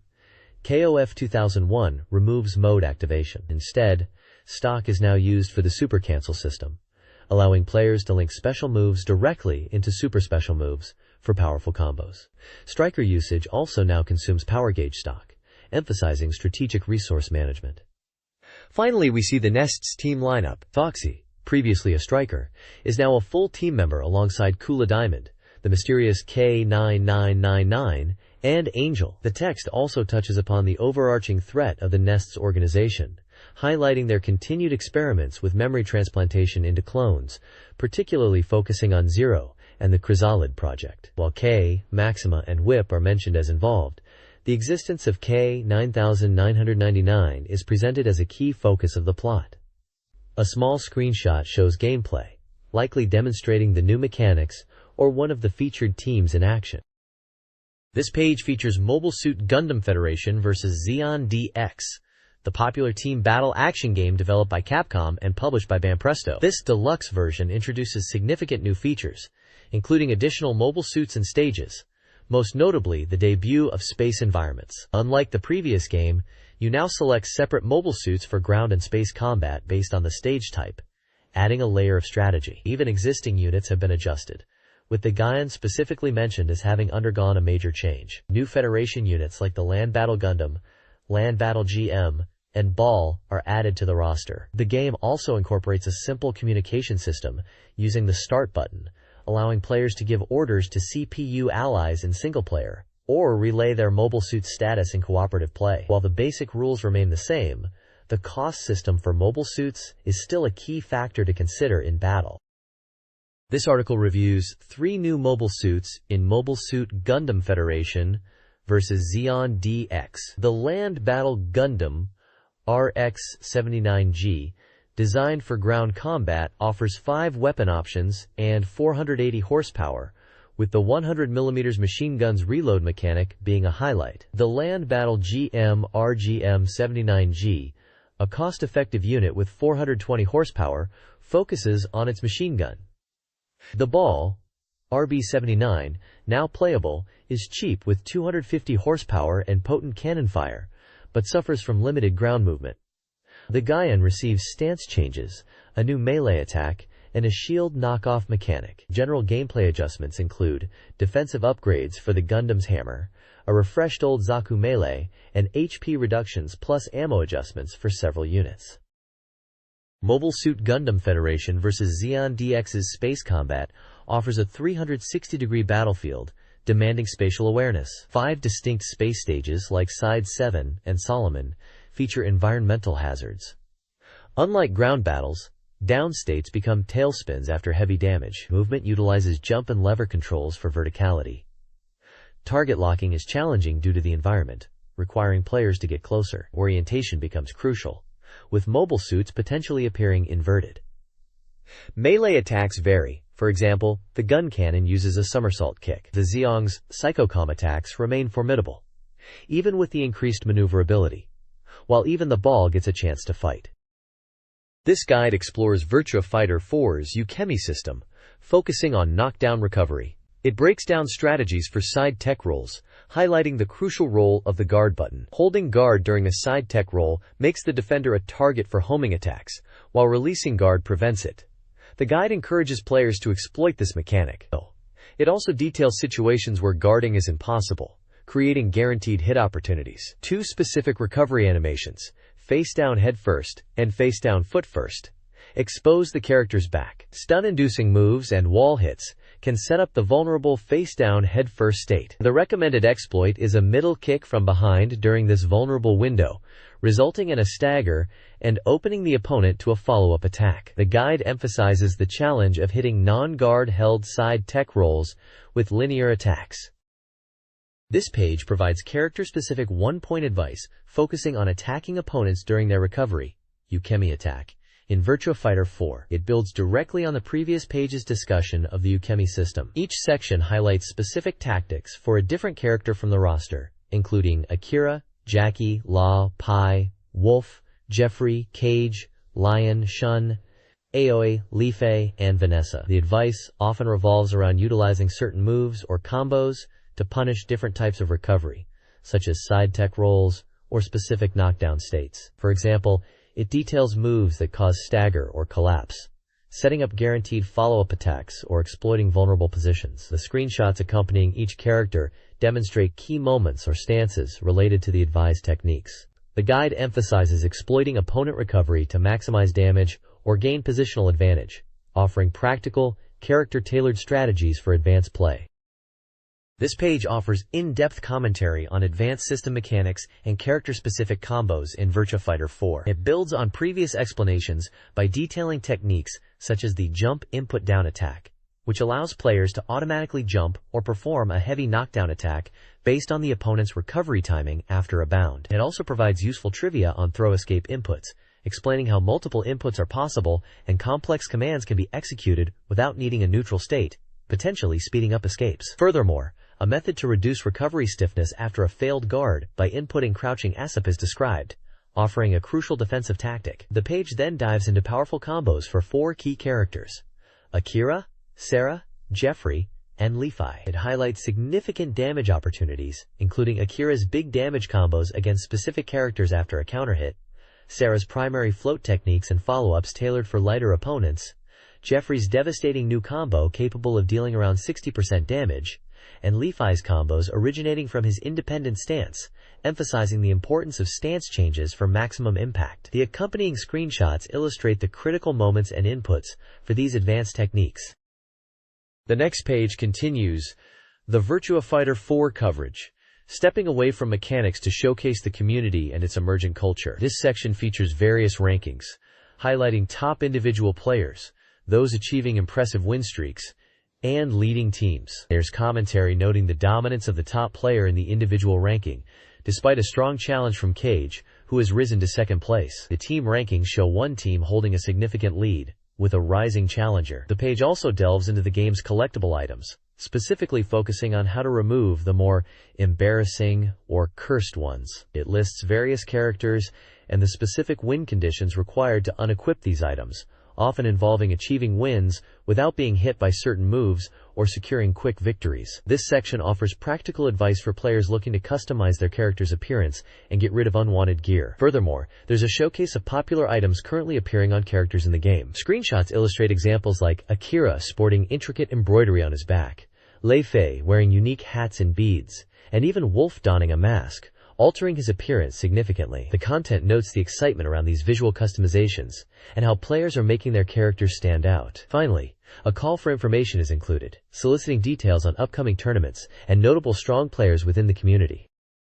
The next page dives into the world of Tekken 4, presenting the 4th installment of this magazine series, focusing on the lore and techniques of its characters. This entry highlights Xiaoling Xiaoyu, a fan favorite known for her energetic style, contrasting with the heavy hitters covered previously like King and Marduk. The page features a large illustration of Xiaoling Xiaoyu alongside smaller gameplay screenshots showing her signature moves and even her panda companion, Panda. Text sections detail Xiaoling Xiaoyu's history and evolution throughout the Tekken series, explaining her background and motivation for participating in the tournament. Developer insights are shared regarding her design process, noting the challenges in achieving her unique look, particularly with her skirt, and how they aim to make her cuter compared to previous iterations. They also discuss their goals for her gameplay, aiming for fluid, continuous movements rather than simple one-off attacks. A specific move combination is highlighted, focusing on attacks transitioning from her Phoenix stance, praising its effectiveness and advantage even when guarded. The page also includes a comprehensive command list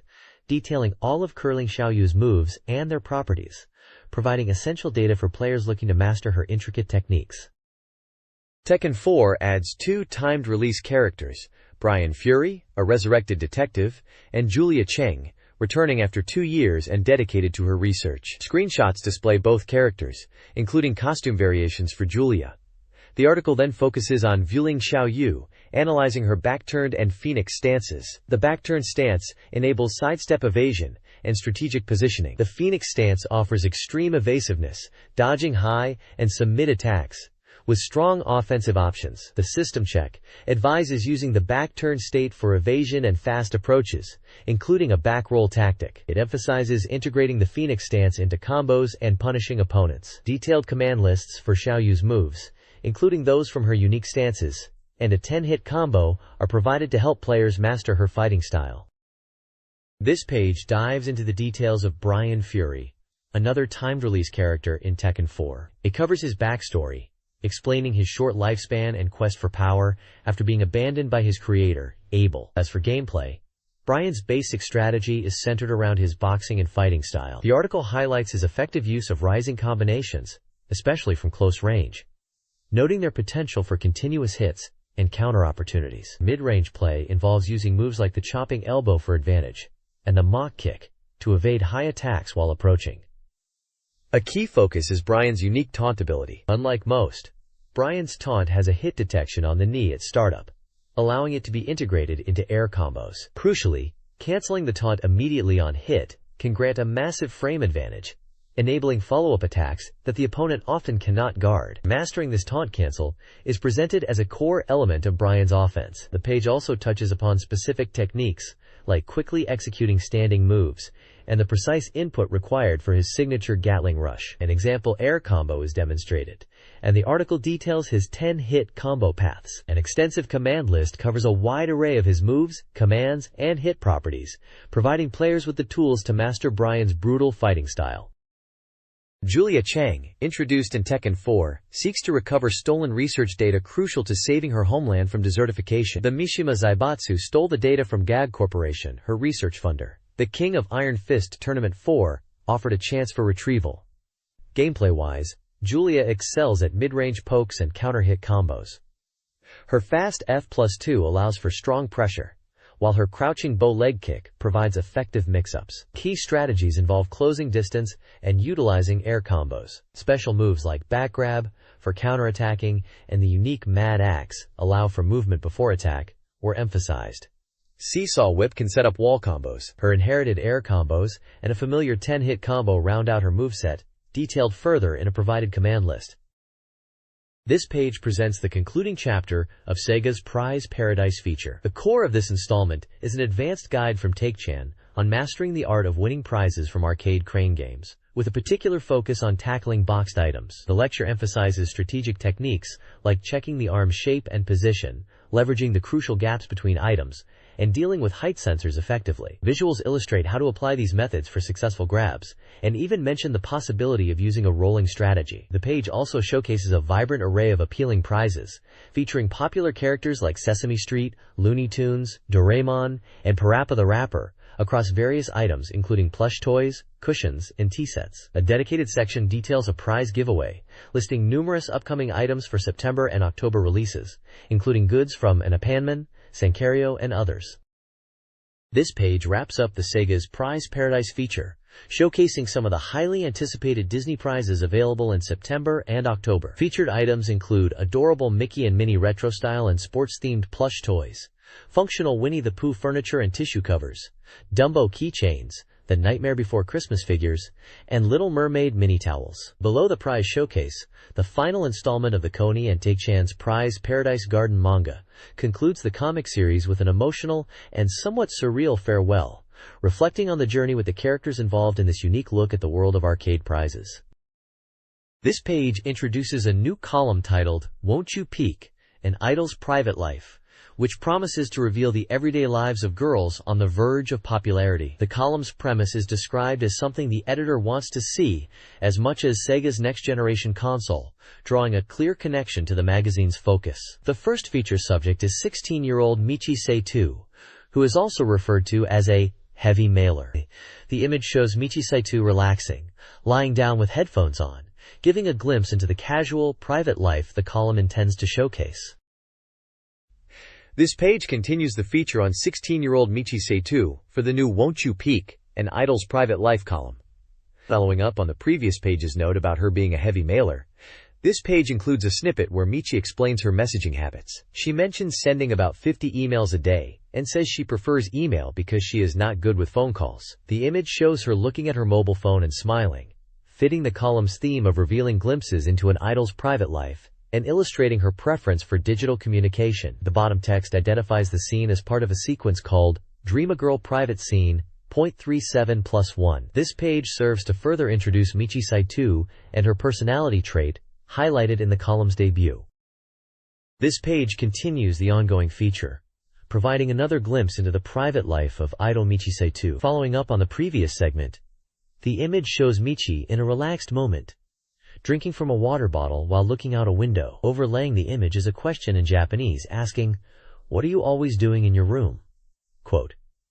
Her response is given below the question, "I'm spaced out." This simple exchange reinforces the column's theme of revealing the idol's downtime and everyday activities, presenting a candid, perhaps slightly idle, aspect of her personal life away from the spotlight. The layout includes the standard magazine elements along the left border, and the page number 200 at the bottom.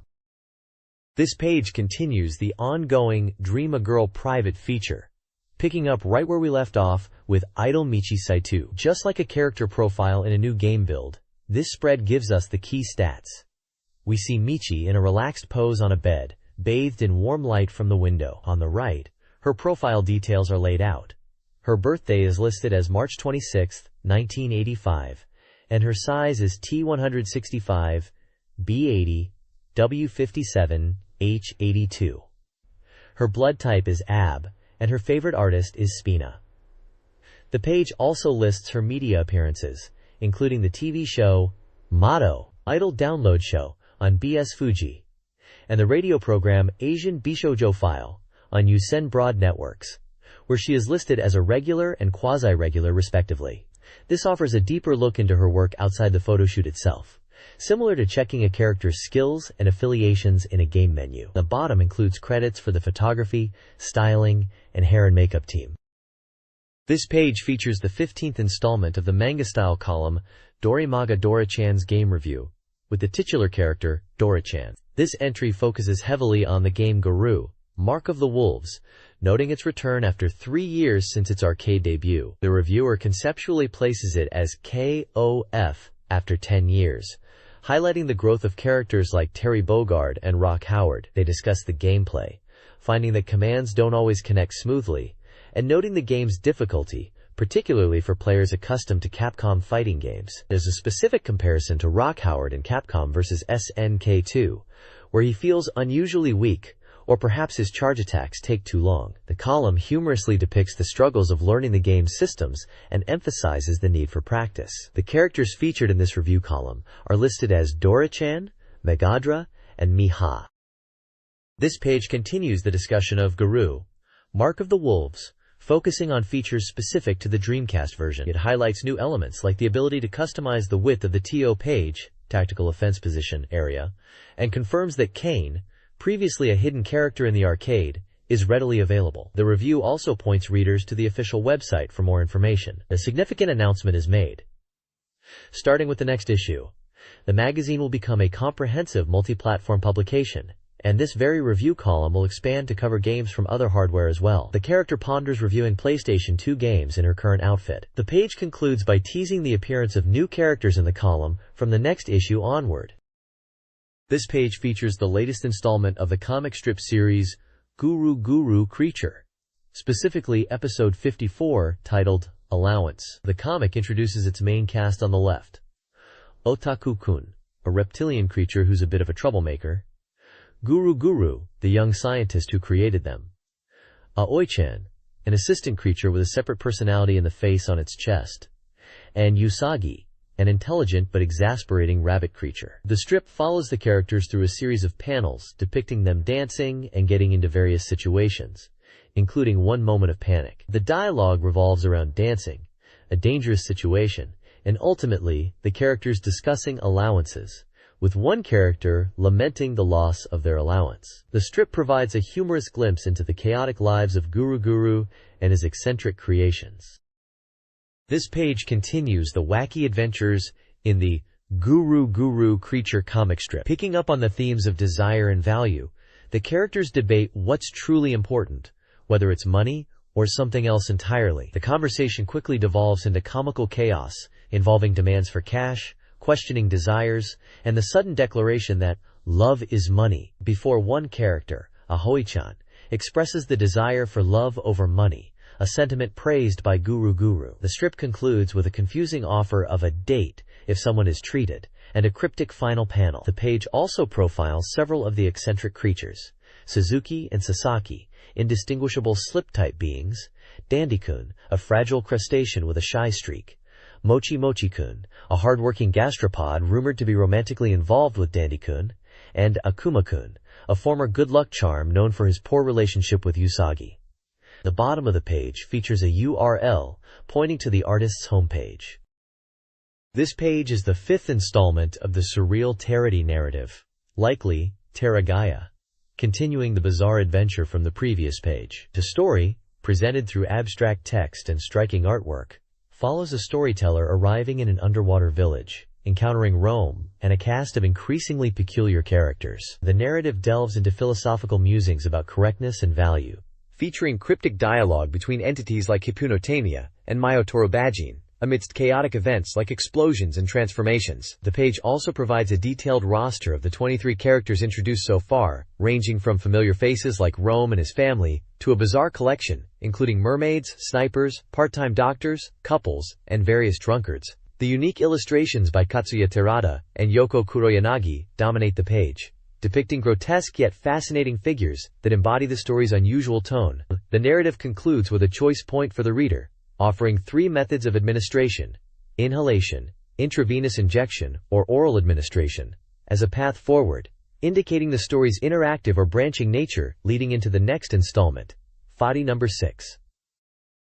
This page features the Dorimaga horoscope and compatibility section, covering the period from September 28th to October 11th. It includes a compatibility fortune-telling of Akasaka Nikitama, which seems to involve compatibility with specific characters, alongside general zodiac compatibility insights, noting signs that are particularly good or bad matches. A notable highlight is a segment dedicated to Rimi Kanzaki from the visual novel The Virgin on Megiddo, presented as a fortune specifically for those born on October 1st, correlating their day with the character's traits, or fate, in the game's context. The main focus is a comprehensive horoscope for all 12 zodiac signs, from Aries to Pisces. Each sign includes the relevant birth date range, distinct illustrations for both male and female individuals, a short fortune description for the period, a lucky color, and a lucky item. Furthermore, each sign features a rating system using simple icons, excellent, good, average, bad,